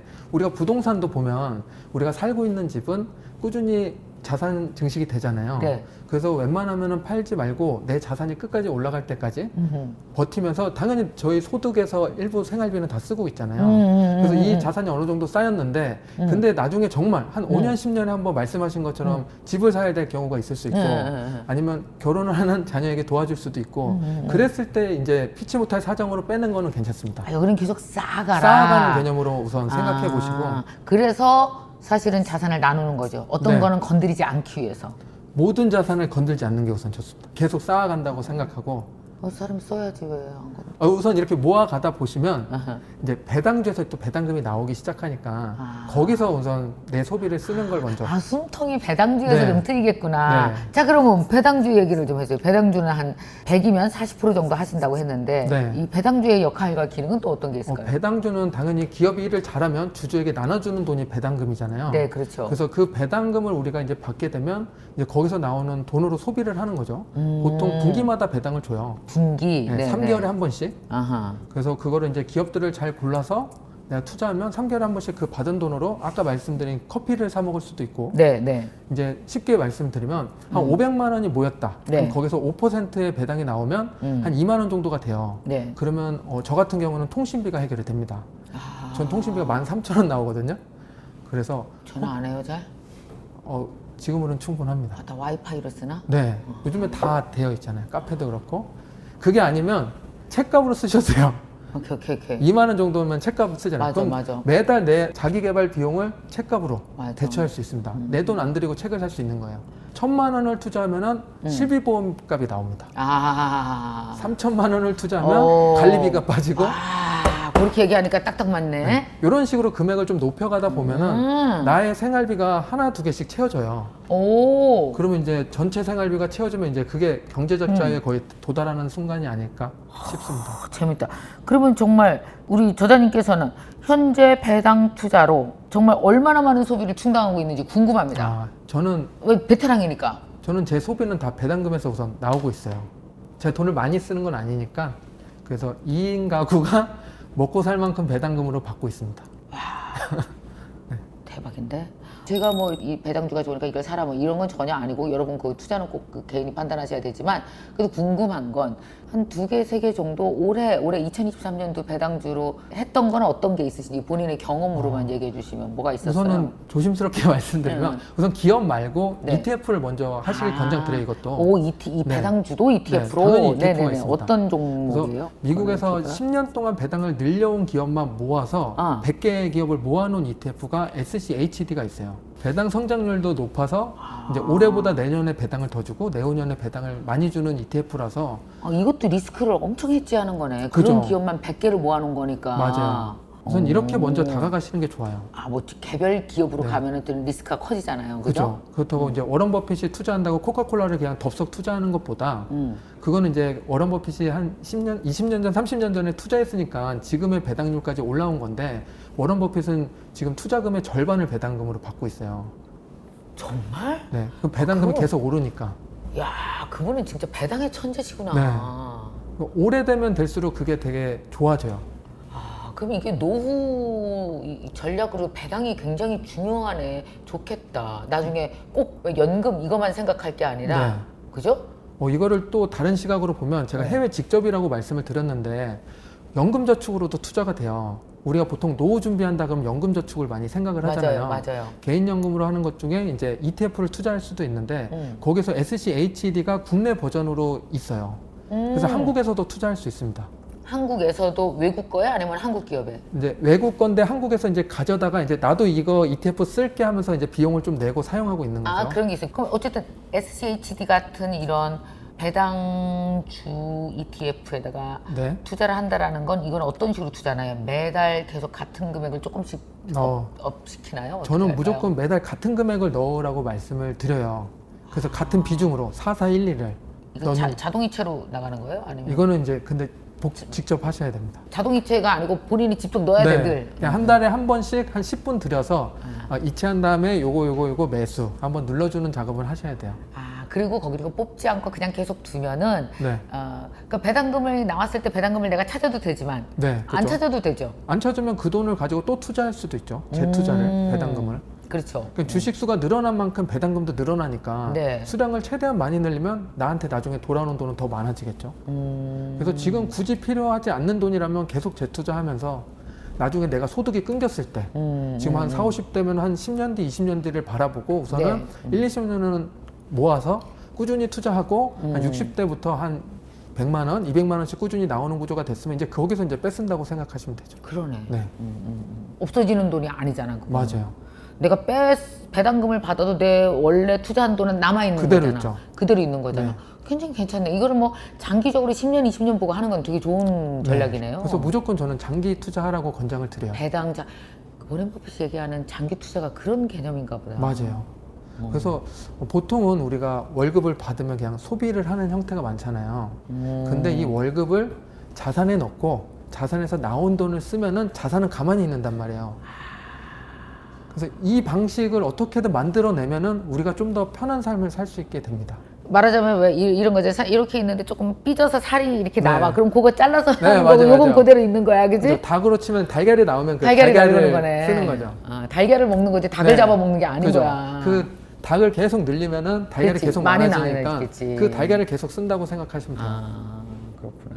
그러니까 배당금이 나왔을 때 좀 여유가 있을 때는 배당금도 재투자하고 없을 네. 때는 그 배당금 갖고 그죠. 뭐 여행도 가고 네. 뭐 작은 거라도 한 번씩 사고 플렉스는 해야죠. 숨통도 튀어야 되니까. 그걸 배당 플렉스라고 하나요? 네, 맞아요. 재밌네요.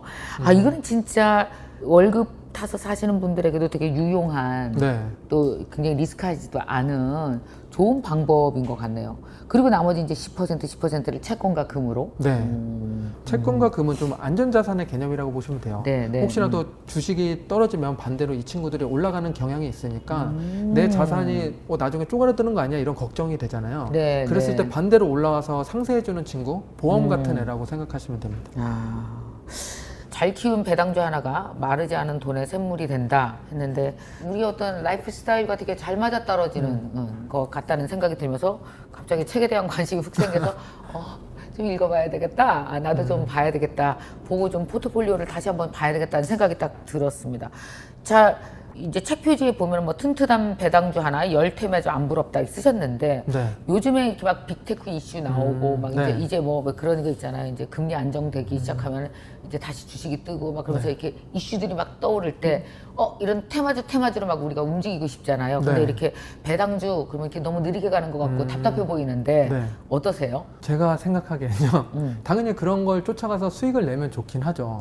근데 지금 주식 투자하시는 분들 중에 성장주 투자해서 애플이나 테슬라 요거 갖고 계신 분들은 하루에 아마 1시간 정도는 보고 계실 거예요. 차트를. 그렇게 우리가 매일 1시간씩 보면 1년 하면 260시간이에요. 맞아요. 그러면은 업무로 따지면은 한 달 반을 그걸 업무를 하고 있는 거거든요. 그러네. 그걸 보고 있는 것 자체가 그건 너무 리소스가 많이 들어가니까 저는 그런 투자를 권장드리진 않아요. 그래. 그 대신 배당 투자는 한 달에 한 번 내가 정해놓은 금액이 있으면 그거 이제 매수 한 번만 하면 되니까 10분이면 돼요. 오케이. 그러면은 1년에 2시간이면 되거든요. 네, 네. 시간 차이가 한 130배가 나는 거예요. 오케이. 그래서 우리가 가성비라고 많이 얘기를 하는데 저는 가성비보다는 시성비가 중요한 것 같아요. 네. 내 시간 대비 얼마나 효율적으로 좀 이게 불어나 줄까, 네. 배당금이 나올까 이런 개념으로 투자를 하시면 그래도 네. 좀 더 멀리 보고 좀 길게 투자하실 수 있을 것 같아요. 성장주를 바라보고 투자하면 언제 내가 수익 실현을 해야 되지 하면서 매일 볼 수밖에 없긴 하거든요. 맞아. 심리가 사람이. 네. 그래서 좀 그거는 배제했으면 좋겠습니다. 네. 이제 실질적으로 우리가 거기에 투자하는 시간과 그러니까 내 인생 전체가 다 모든 수익이 주식에서 나오는 게 아니잖아요. 네, 맞아요. 대부분의 수익은 나의 직업에서 내 노동 수익에서 나오는데, 그죠? 그걸 현명하게 투자하기 위해서 사실 이 시간 배분도 되게 중요하다. 시간 맞아요. 베이스로. 네. 그리고 또 이 배당 투자가 다른 주식보다 대비해서 안전하다고 이제 지금 이렇게 말씀하시잖아요. 사실 이게 맞는 얘기도 하고, 근데 이렇게 뭔가 리스크를 줄이기 위해서 리스크를 줄이고 좀 더 안정적으로 배당 투자를 하고 싶으신 분들을 위해서 꼭 알아둬야 될 몇 가지 사항들이 있을까요? 배당 투자하기 전에 꼭 5가지는 보셨으면 좋겠어요. 어떤 거예요? 이것만 아시면 그래도 내가 배당으로 손해보는 일은 거의 없어질 확률이 높습니다. 네. 첫 번째는 어렵지 않아요. 매출을 보는 거예요. 매출. 회사의 매출이 작년, 올해, 내년 꾸준히 올라가면 오케이. 몸집이 커지는 거니까 당연히 좋은 거잖아요. 매출이 올라가고 있다. 네. 오케이. 1번 오케이. 그럼 두 번째는 순이익을 보셔야 돼요. 아하. 왜냐면 몸집은 커지는데 돈을 덜 벌면 안 되겠죠. 그렇죠. 예를 들어서 내가 커피 가게를 하고 있는데 이번에 1,000만 원을 벌었는데 다음 달에 1,200만 원 매출이 나왔어. 근데 1+1 행사를 해버린 거예요. 아하. 그럼 순이익은 깎였겠죠. 깎였지. 원두는 더 나갔고 그렇지. 했는데. 그래서 이렇게 되면 안 되니까 매출과 순이익이 같이 늘어나는지를 봐야 돼요. 아하. 기업이 잘 성장하고 있다면 이 두 개가 같이 늘어납니다. 그래서 이 순이익이 늘다 보면은 이 기업이 돈을 어디다 쓰고 혹은 어디다 R&D에 투자할지 아니면 내가 원자재를 뭘 살지 아니면 배당을 받는다든지 이자를 낸다든지 이런 흐름, 현금 흐름을 또 봐야 되긴 하잖아요. 네, 네. 돈이 잘 융통되고 있는지, 우리 피가 잘 돌아야지 건강하듯이. 그래서 영업 현금 흐름이 있어요. 네. 그 흐름을 봐서 작년보다 올해가 더 많이 돼 있으면 올해 돈 유난히 잘 되네, 그럼 내년이 더 잘 되나, 이렇게 예측도 해볼 수 있고, 거기서 또 배당금이 나오니까 배당금 늘려줄 수도 있겠다라고 생각할 수 있게 돼요. 네네네. 그래서 이렇게 세 번째고, 네 번째는 그러면 그 중에서 진짜 배당을 주느냐, 요걸 네. 또 체크해 봐야 되니까 오케이. 그 기업의 배당 연수를 볼 필요가 있어요. 오케이. 예를 들어서 A라는 기업은 50년째 배당을 늘려왔고 그리고 5%의 배당을 줘요. B라는 기업은 작년부터 배당을 주기 시작했고 똑같이 5%를 줘요. 그 우리는 당연히 A라는 기업에 더 솔깃하잖아요. 그쵸. 51년째, 52년째 더 배당을 늘려줄 것 같은 게 확실하니까 거의. 아하. 신뢰도가 더 높은 높죠. 거죠. 배당 연수가 높다는 건 그 기업의 신뢰도가 높다는 그렇지. 얘기니까 이 기업 신뢰도 배당 쪽으로 높네 체크하고 그 마지막으로 이게 가장 중요한데요. 배당 성장률을 봐야 돼요. 아, 배당도 성장률이 네, 있겠다. 배당도 성장을 합니다. 그렇지. 올해 100만 원의 배당을 받았으면 이 기업에서 내년에 110만 원을 준다. 그럼 10%의 배당 성장을 한 거잖아요. 그렇죠. 보통 매출과 순이익이 올라가면 배당 성장도 같이 일어나요. 그래서 이게 선순환이 일어나기 때문에 이 5개를 다 같이 봐서 같이 우상향하는 기업이다.